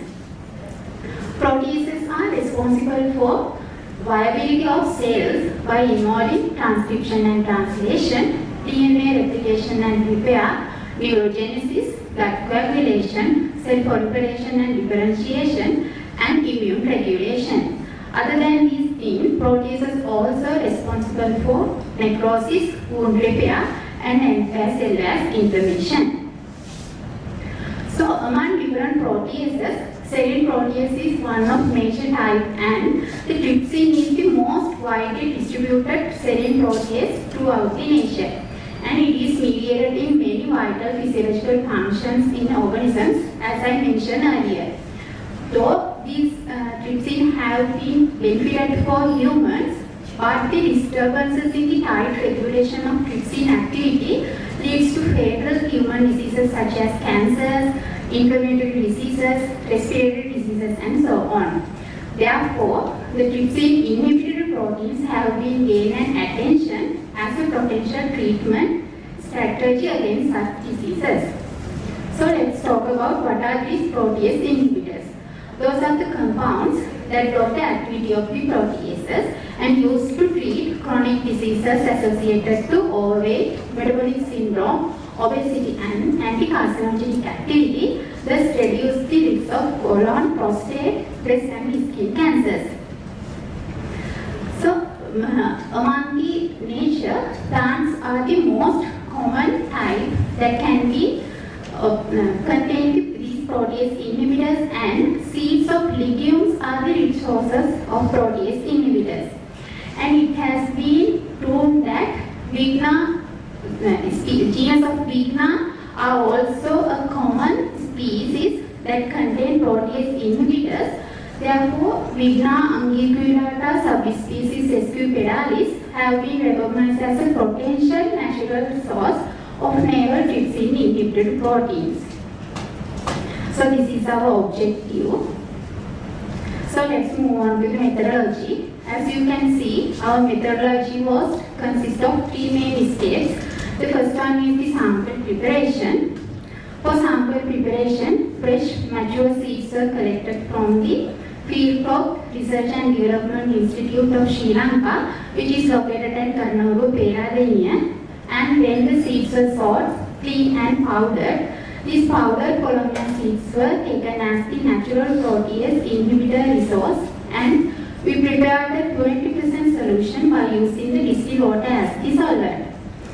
Then the solution was filtered through the muslin cloth, and the clean solution was centrifuged for 15 minutes at 10,000 rpm. So our next step was the determination of trypsin inhibitory activity. For that, from the supernatant of the 20% solution, a concentration gradient of the crude extract of the seed sample was prepared. Phosphate buffer, trypsin enzyme, and the plant extract were then mixed and pre-incubated for 37 Celsius for 15 minutes. At the end of the 15 minutes, casein was added as the substrate and incubated for 60 minutes at 37 Celsius. Then, at the end of 60 minutes, the reaction was terminated by adding trichloroacetic acid, and then it was subjected for the centrifugation for 15 minutes at 10,000 rpm. Then the absorbance of the clear supernatant was measured at 280 nanometer in UV visible spectrophotometer against the appropriate bands. So our final step of the methodology was the calculation. This is the equation that we used to calculate the percentage trypsin inhibitory activity, and the method and the equation that we used for the calculation was a slight modification that was explained by the Grumins in 1947. So the concentration of seed extract, which exhibited the highest trypsin enzyme activity, was used for the further analysis. Then for characterization of trypsin inhibitory activity of the compound present in the seed samples, the impact of different physiochemical parameters on the trypsin inhibitory activity was evaluated. So in that case, to assess the effect of temperature on trypsin inhibitory activity, trypsin assay was carried out by changing the pre-incubation temperature and the pre-incubation time. And to assess the effect of pH on the trypsin inhibitory activity, we carried out our trypsin assay by changing the pH range of the phosphate buffer and the pre-incubation time. Then to assess the effect of metal ions, detergents, oxidizing agent and reducing agents on the trypsin inhibitory activity, the trypsin assay was carried out in the presence of 5 different metal ions named ferrichloride, cupric acetate, zinc acetate, barium chloride and sodium chloride, and Triton X100 was used as the detergent and dimethyl sulfoxide was used as the oxidizing agent and the dipenthiol was used as the reducing agent. So let's move on to the results and the discussion. And in the determination of the trypsin inhibitory activity of the CTX sample, as you can see, the highest percentage of enzyme inhibitory activity was observed by the 10% seed extract, and as well as the as you can see, the enzyme inhibition is low when the extraction concentration is low. And in determination of the effect of temperature on trypsin inhibitory activity, the highest percentage of the enzyme inhibitory activity has been shown in 10% seed extract at 37 Celsius, while the lowest was at 100 Celsius. And in determination of the effect of pH on the trypsin inhibitory activity, the highest percentage of enzyme inhibitory activity was exhibited at the pH 7, while the lowest was at the 5.8 pH. And in determination of the effect of metal ions on the trypsin inhibitory activity, as you can see, in the presence of the ferric chloride ion extract, highest enzyme inhibition was exhibited, while the least activity by the sodium chloride metal ion extract when compared to the control. In the determination of the effect of detergents, oxidizing agents and reducing agents on the trypsin inhibitory activity, you can see that in the presence of Triton X100 and dimethyl sulfoxide and Pteridophytes, trypsin inhibitory activity of the seed extracts reduced. It also went to the control. So let's move on to the conclusion of our study. The results of the study revealed that the seeds of Pollonma exert remarkable trypsin inhibitory activity, and as I mentioned to you earlier from the results, the enzyme inhibition activity was remarkably high, around 37 Celsius and around pH 7.4 also. So it can be considered as a plus point for Pollonma seeds to be used as the source to isolate trypsin inhibitors with the purpose of drug development. So these are some of the references that we use for our study. Before I end up my presentation, we would like to express our deepest gratitude to our supervisor and technical officers and the laboratory assistants of Biomedical Research Laboratory 2 at Faculty of Medicine, General Session, Kotelawala Defense University. Thank you for listening. This presentation is open for discussion.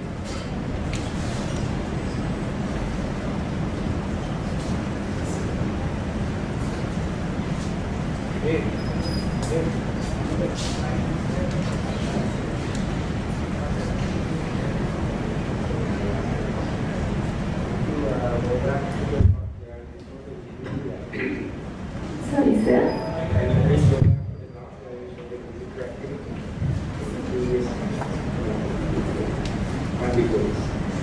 Yes. 1.25 and 2.5. Your activity is even less than, your error is even more than 100% of your actual activity. Yes, I think it's a technical error. As I take the draft this one to expand it, the error bar got increases. Which errors are all of these? The value is, for example, 40%, and the error is plus or minus 20, half of the actual value.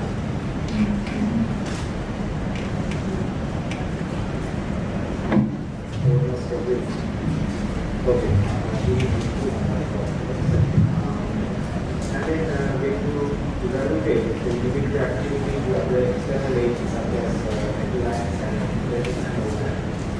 do you have plots for This sensor? yes. So this is, for example, copper with the extract, right? The presence of copper. Sorry, sir. How do you explain this? This is with the copper and the extract, for example. This is a copper ion, or this is copper ion. When you take this graph, if you take the second one, you say copper ion. Second part, second. Yeah. So is that copper only or copper with the extract? It is actually, sir, these metal ions were we combined it with our plant extract, 1:1 ratio. So where is the copper content? So we use copper acetate, metal ion extract. For that reagent only, where is the data? So how do you know whether it is coming from the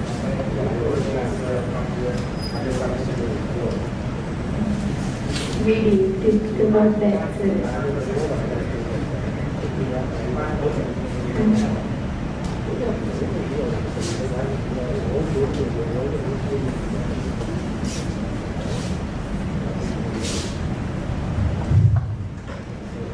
How can you reduce these errors? We can go for purification method at the earliest stage. It means that we use the 20% seed sample extraction.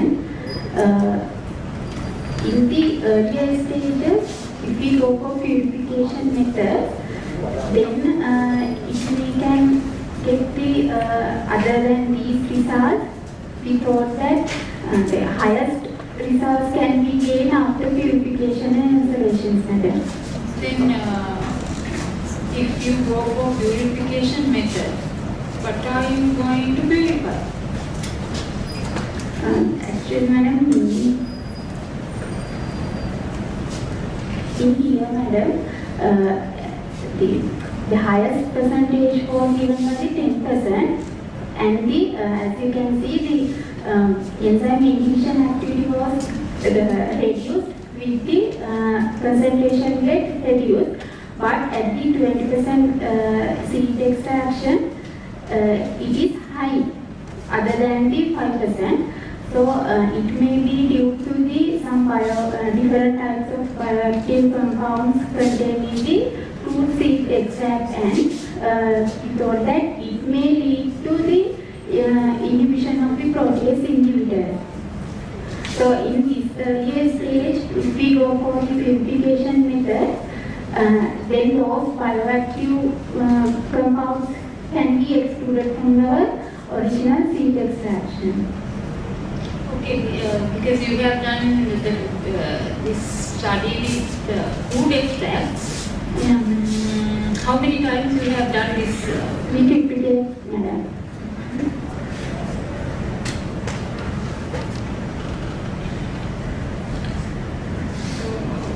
What would be the reason for this much of deviations?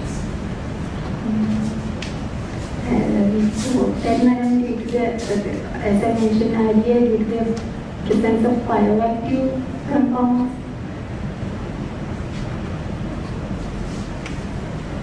It cannot be, no? Cannot be because the uniformity is not there. So sometimes maybe the uniformity, maybe the homogeneity is not there. Whether your extracts were dissolved in the these solvents used, properly dissolved. We use madam distilled water as the solvent to dissolve our crude powder seed example. That means actually I need to know what was your extraction procedure. You mentioned that it was crushed and mixed or something like that, no? And first we get the seed sample from the FCR DISS. Then the seeds were sorted, washed through a running tap water, then dried. Then the seeds were crushed by using mortar and pestle. That means these are raw seeds, not dry seeds. proceeds? No. We first get the dry seeds from the relevant place, and then we washed it and we let it dry. Then our sample was made by using again a dried seed. Then powdered, then? Yeah. Then to make the 20% solution from the dried polymer seed, we calculate the required volume of distilled water that needed for make of 20% solution. Is it a solution? Whether this powder is dissolved there?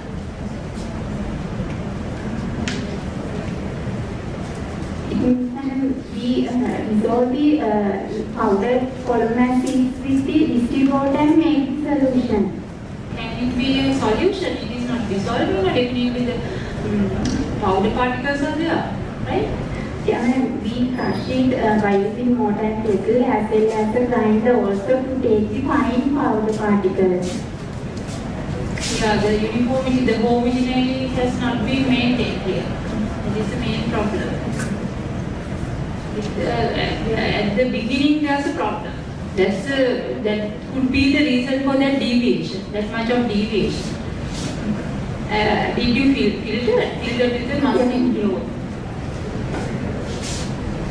Yeah, there may be some particles there. Yeah, definitely then all the results will be, the variations. There are many variations.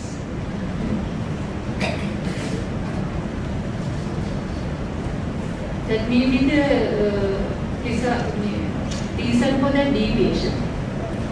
Sometimes it may be due to that when we take out the clear supernatant from the appendix tubes after the centrifugation, sometimes it may be error done by us that we suddenly took the deposited part to the filter also.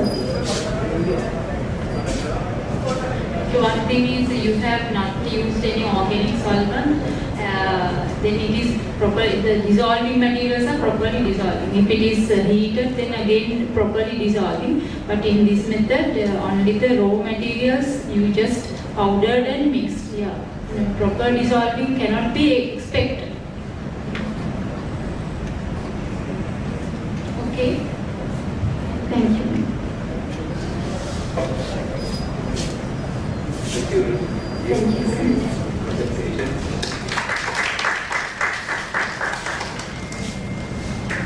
So the final presentation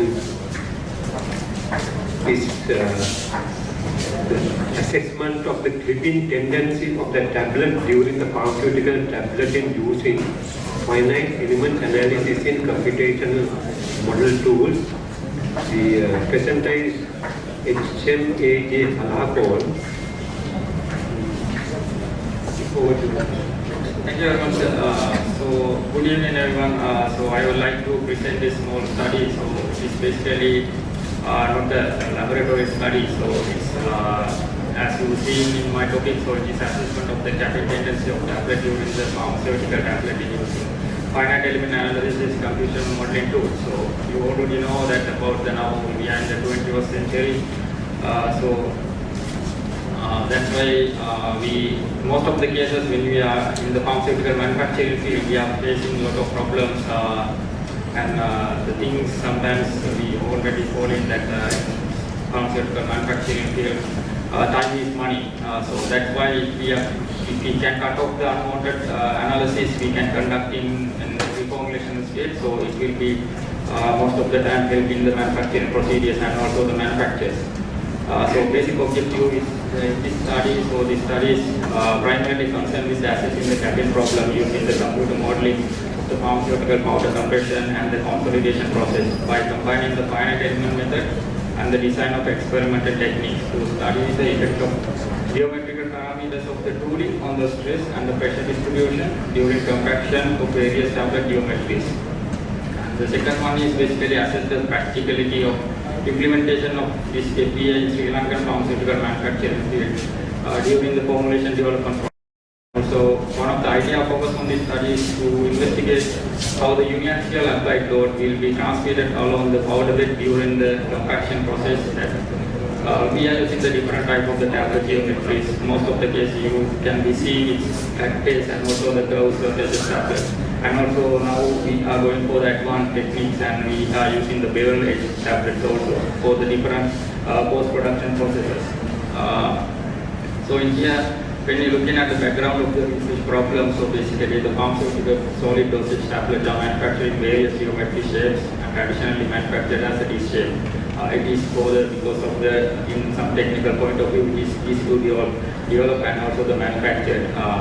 And it has been established that convex phase and the curve edge tablets are more prone to capping than flat phases tablets. So my personal experience also, we all time facing this type of the problem with the different geometries of the tablets in the manufacturing field. And also the most frequent tablet fault is a capping. So which occur when the tablets separate into the two parts called the cap and body. So evaluation and predictions, the capping propensity during the tableting are critical because capping has a significant impact on the quality of the compressed tablet. So specifically when we are focusing in the post-production, like coating the tablet and also the blistering and packing, storing, transportation and other IPQC tests when you are doing, so the capping is the serious issue. So here the research problem, so basic thing is in the normal laboratory, so we are trying to conduct in the research in the conventional way, that we are using the conventional methodology. So in that case, the conventional study is the pharmaceutical powder compression based on the two principal equations. As you related the field, you know that two equations, the Heckel equation and the Harnett equation. So I'm not going to explain the theoretical background between these two equations. The errors, the problem is we are facing the limitation with the principal equations. So these principal equations are neglecting the radial stresses, so and the transmission and the interparticulate friction forces during the compression stage, and only consider the average stress along the compression direction. But if you are thinking the real world, so we are working in the three-dimensional spaces. So when the actual compression process is going, the stresses have to look at in the three-dimensional spaces, not only in the one direction. So the radial stresses and also the interparticulate frictions playing the most important role in the density homogeneity. Most of the problems we are facing in this tablet issues is coming because of this homogeneity cannot maintain when we are compressing due to the different factors. So there are a lot of reasons can be affected to this density homogeneity. And the further this equation does not assess the three-dimensional nature of the stress field and the inhomogeneity of density throughout the tablet volume, particularly when the tablet geometry is variable. So now you can see the lot of different type of the tablets in the market now. So then it's maintain the uniformity is a very difficult problem. So manufacturing level, so it is a serious issue we have to answer. Here, this picture is I'm getting from some literature, so you can see it is already published the information. So it's a relative density distribution of the compact tablet form. The first one is conventional way we can measure the density, relative density of the tablet using the different instrumentation method. And the second one is the inferior picture. It is showing the numerical models, so the computer models and the computer modulations. And how it is demonstrating this relative density variation when we are compressing the tablet. So you can see there is a huge difference and the huge relative density deviations, and also it can be lead this problem. But theoretically there is no theory can be explained directly about the capping issue. So that's why here basically I am just to assess this the usability of this finite element analysis to at least get understanding about actually what happens is when the capping issues is occurring. So the present study is focusing on assessing the capping problem using the computer modeling of the pharmaceutical powder compression and consolidation process by combining the finite element method analysis and also the DOE techniques. So to study the effect of the geometrical parameters of cooling on the stress and the pressure distribution during the compaction of various tablet geometries. In the first step, the important thing is in the finite element analysis we have to define the geometries. So the whole thing is going to do with the mathematical calculations related to the geometry. So So these deformations and also the any other occurring form changes in any kind of the shapes for the object. We can measure these positions for the specific position in the three-dimensional world. So that is we have the code and then it can be integrated into the computer simulation system. So the geometry is on building in first, it's using the technique, so that means the computer designing like AutoCAD or any other 3D simulation programs like the 3D Max or the AutoCAD, so we can use. But it's in future, I can show you that I am using the dedicated versions of the software, so which we can conduct in the particular type of the analysis. So this study focuses on proving geometry fact spaces and the convex spaces, proving systems. So the thing is, when we are looking at the finite element analysis, so developing the 3D modeling the pharmaceutical tableting processes is substantially computational challenge. So this technique is every time using in the metallurgy and also the other engineering areas. But when we are coming to the pharmaceutical tableting process, so it is a little bit different, and also the same type of the model we can integrate it into this type of the modeling. So in that case, the few the parameters we have to answer that it's required the detailed graphs of the following parameters. The thing is the material constitute models, so it should be mathematically characterize the process. So that means behavior of the powder material during the process. So what exactly happens when we apply the pressure into the powder bed. So that thing can be expressed by mathematically using the different mathematical equations. So and the friction constitution models, so may present the interaction between the powder and the tableting instrument, so specifically punches and the die. So the tablet geometries we are preparing using the specific type of the die and also the change in the punches bases, so the base.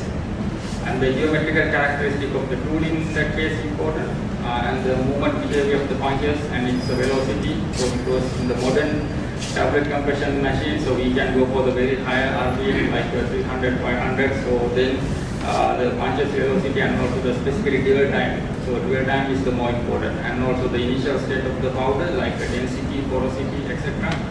The mathematical relationship of the strain behavior of the material should be integrated into this finite element code, and it will be represent the constitution model. Then we can use the these type of the models. So basically using in the different specifically in the engineering area. So and the Campbell models and the Lanka cap models and the IMAGO standard models are the well-proven constitution models. Materials model utilize the mathematically portray the yield surfaces of the powder compression. So everything when we are compressing the powder, the material reach to be in some part of the material, and also the powder mixture it should be generate some kind of the consolidations because of the yielding. In this study, generally material science theories were used to describe the characterize the testing materials and the compression phenomena. So according to the Diclofenac cap models, each function is defined by the three surfaces. So to determine the material properties, to utilize the DCP model, standard calibration test may be performed. So that practically we can do. So in this assessment, I am using the Abacus Simulator 2021 version. Was utilized the model of the uniaxial finger-led die compaction of the microcrystalline cellulose. So, and in that case, I modeled the elastic plastic porous materials, the constant material properties using the continuum modeling. And here the modified Diclofenac cap models I am using, which is already integrated into this Abacus software. Here these mathematical things we are using in calculation. I am not going to explain that. The essential thing is I have to meet some kind of the properties. So in that case, the Young modulus, cohesion ratios, cohesion, angle of the friction, capital-centric parameter, transition yield, surface radius, and the hydrostatic pressure and the density is important. Here the data I am using, so most of the data is published in the literature, but I am using the ISO 132.102. So you know it is most popular binder. So in that case, I can use that literature data. So as on the simulation, it is basically I am trying to assessing this validity of this model, so which we can use in the pharmaceutical industry to do some kind of analysis.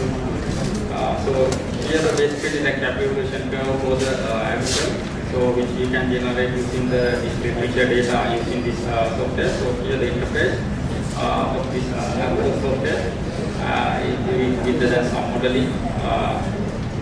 So here the basic initial condition of the analysis, the simulation for the flat-based tablet and also the curve-based tablet. So the curve-based tablet I am using the 14 millimeters, and the mesh using the specific in the linear code reduced integration element mesh with the CAX4 with the hourglass control for the flat-based cylindrical and the tablet shape.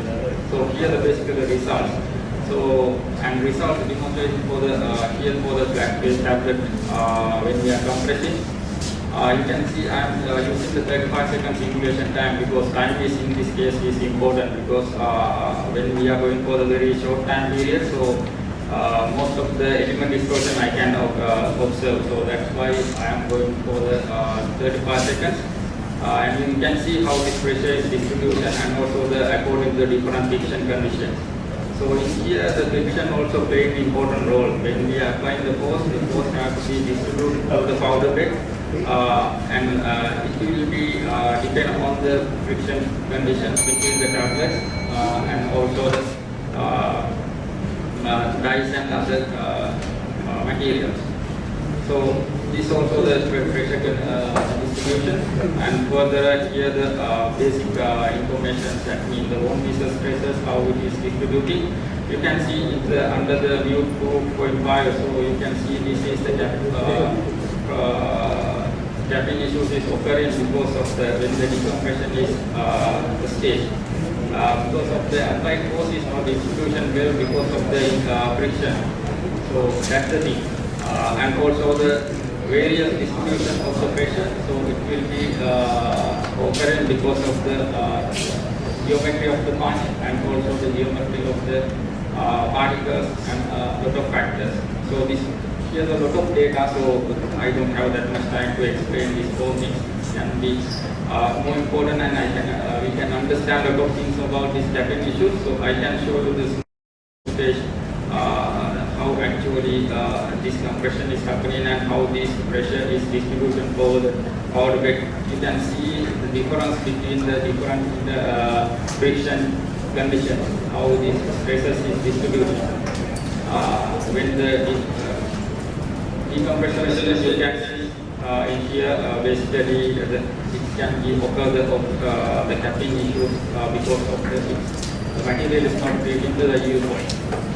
So there is a lot of data, so I have more than the 1 terabyte data and information to analyze. So it is taking a lot of time, but it's within this short time I cannot explain the whole things. And also we can look at about the inelastic strain distribution according to the different geometry. And you can see that the stress distributions it's differently basically on the geometry of the tablet, the punch cases. So, and here also little footage, so it can be shown that how this distribution is occurring when the compression is ongoing. And next slide, which is the distribution of the again one piece stresses. So according to the curve surface punch. The left side is a fully compressed tablet, and also the right side is demonstrating the decompression. So you can see the dilation of the volume because of the material is not reaching to the thin surfaces because of the friction, and also the tablet, the punch geometry. So I think my time is exceeding. So anyhow, there is a lot of to discuss. So here you can see the all together the differences between the different tablet geometries and also the how these pressures is distribution. So according to that, this density variations can be occurred.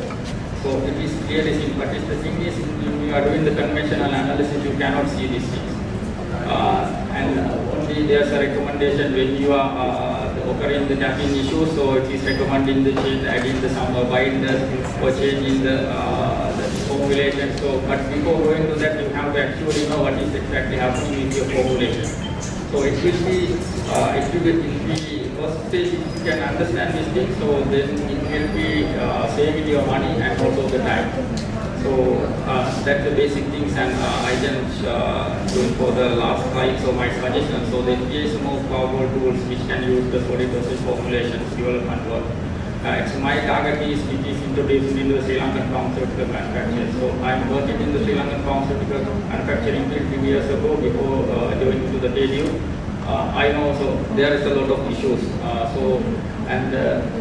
For the time saving purpose and also the improving our tablet formulation quality, so we can go for the particular areas using the new computational techniques and also the old things. So it will for the better for our pharma industry. So that is the thing for my suggestion. So it is open for discussion. I kind of request to limit the question time because we are just behind the schedule. We have other activities also. Please limit your question.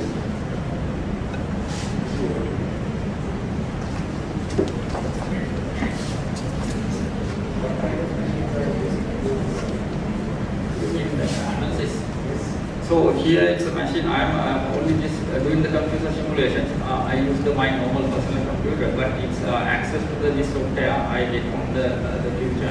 Earlier I'm working with one state university, so my supervisor gave me the license to access to this software. The thing is, get the material properties and the parameters, so I can do the normal conventional test to understand and to get the density parameters and also the angle of reforce.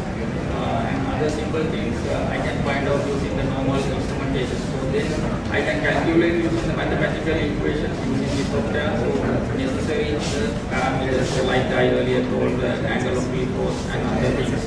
So then mathematically it can be calculated using this equation using. So there is a lot of models so I can use. The thing is, if I am using this particular model, so I can validate. So after that I can reuse in the different conditions because the major problems in the manufacturing procedure. So there is a more SOP and I must face in the KABS problem because it is the individual particular problem. So each time I have looking at that question under that environment. So that means the material is different and also the technique I am using different and also the instrumentation that the manufacturing plant is using different. So it is the individual case. So using this technique, so the formulated developers having the chance to early stage looking at using this whole information and integrated into the system, and then they can be analyzed before going to the manufacturing.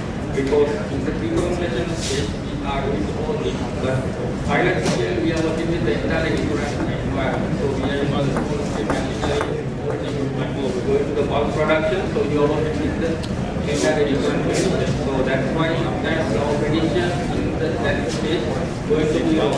So that's why during the manufacturing process we are facing the problem. But if I can get all parameters of my machines using in the bulk manufacturing procedure. So this information I can integrate into this in my analysis. So here also I am not looking at all the factors because it is done I use the supercomputer. But on the normal condition, so I can do some primary simulation. But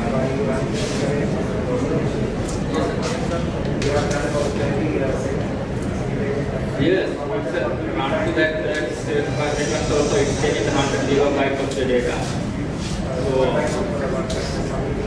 So there is some the other techniques I can use. If I have better machines, so then I can reduce the limit of the time, and also there is another technique. I'm here using the acrylic solver, but there is a standard solver also. So standard solvers if I'm going, so there is some issues also, but it can be overcome by having the good computer resource.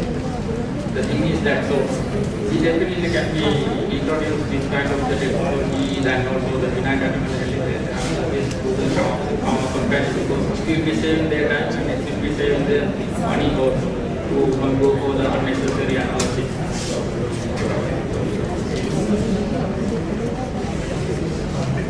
Thank you very much for your nice presentation.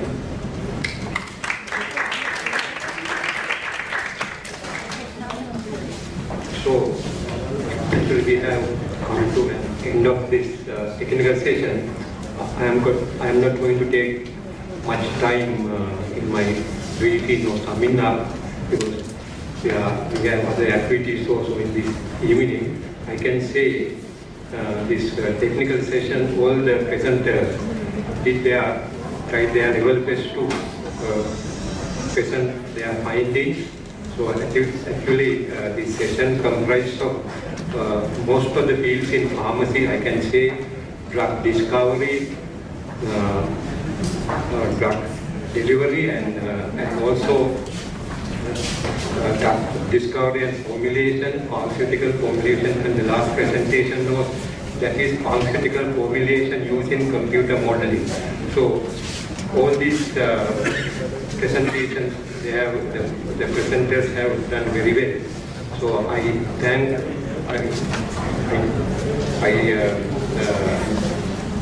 thank all the presenters and then wish them all the very best for their future research endeavor. And also the judges for this technical session, they tried their level best to evaluate this session, and they did all the effort. So I convey my sincere thanks to all the judges for this session. Right? So we need your support even in future. So, and also I thank the organizing committee and the people who have helped to make this session a success. So thank you very much, and so it is the end of this session. Thank you very much. Thank you, sir. Ladies and gentlemen, we have come to the end of the technical session 4 of Allied Health Sciences of the annual International Research Conference of KDO. Before concluding the session, I would like to call upon the Chairperson, Senior Professor R.N. Pathirana, to award the certificates to the presenters as a token of appreciation.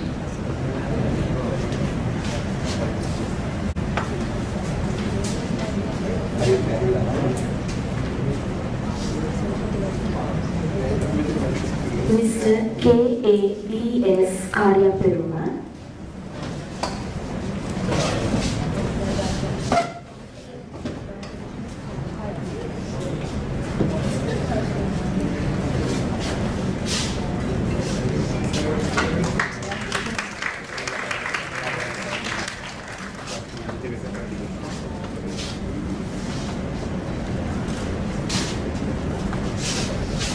Miss BLC Samanmali,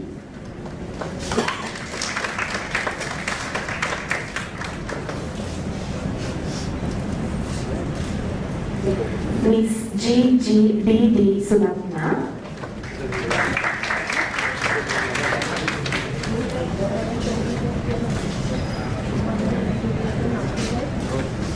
Miss HMKD Herath,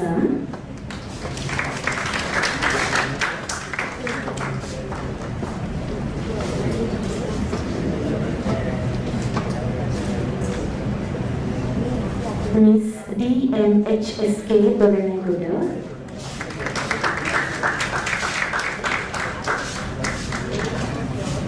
Mr. HMAJ Halakon.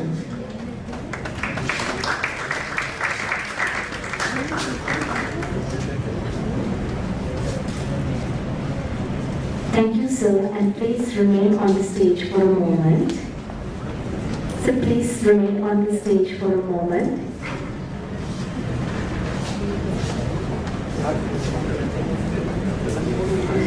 Now I would like to invite the Chairperson, Senior Professor R.N. Pathirana, to present the memento as a token of our appreciation to the panel of judges of the session for their participation and invaluable cooperation. First, Dr. Chamila Leonaraji.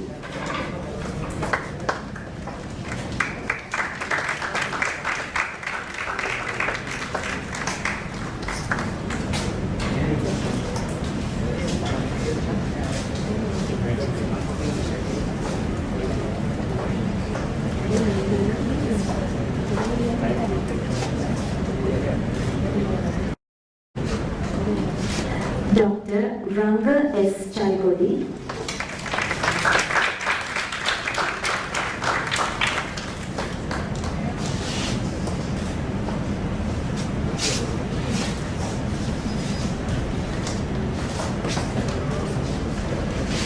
Mr. M.A. Sirivardhana.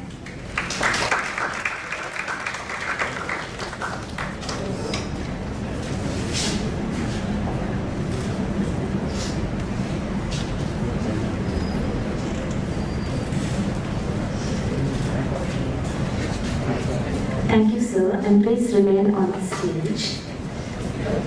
Now, I would like to invite Surgeon Captain Dr. Ranga Pereira, Dean of Faculty of Allied Health Sciences, to present the memento as a token of our appreciation to the chairperson of this session for his participation and invaluable cooperation.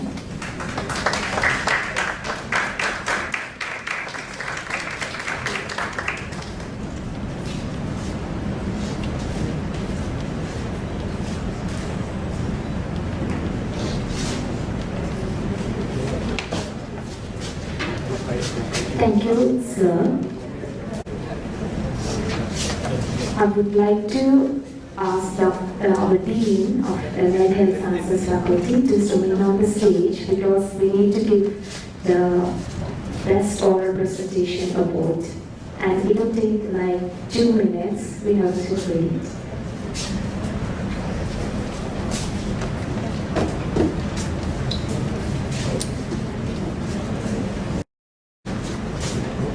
General Surgeon Kotelawala, Defence University of Sri Lanka, awards this certificate to KBS Sachintani for the best paper titled The Effectiveness of Vestibular Physiotherapy for the Treatment of Residual Dizziness of Benign Paroxysmal Positional Vertigo Patients in Allied Health Sciences session of the 15th International Research Conference held on 29th and 30th September 2022. On behalf of KBS Sachintani, I would like to call upon the head of the Department of Physiotherapy of Faculty of Allied Health Sciences KDU to get the award on behalf of her.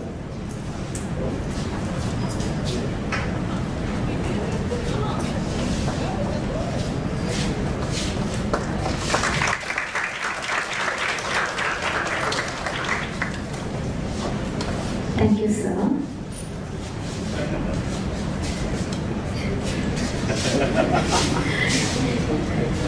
Before wrapping up the session, on behalf of the organizing committee, I would like to express my sincere gratitude to the chairperson of the session, Senior Professor R.A. Pathirana, and the judges, and the Dean of Faculty of Allied Health Sciences for taking time off their busy schedule to participate in this session.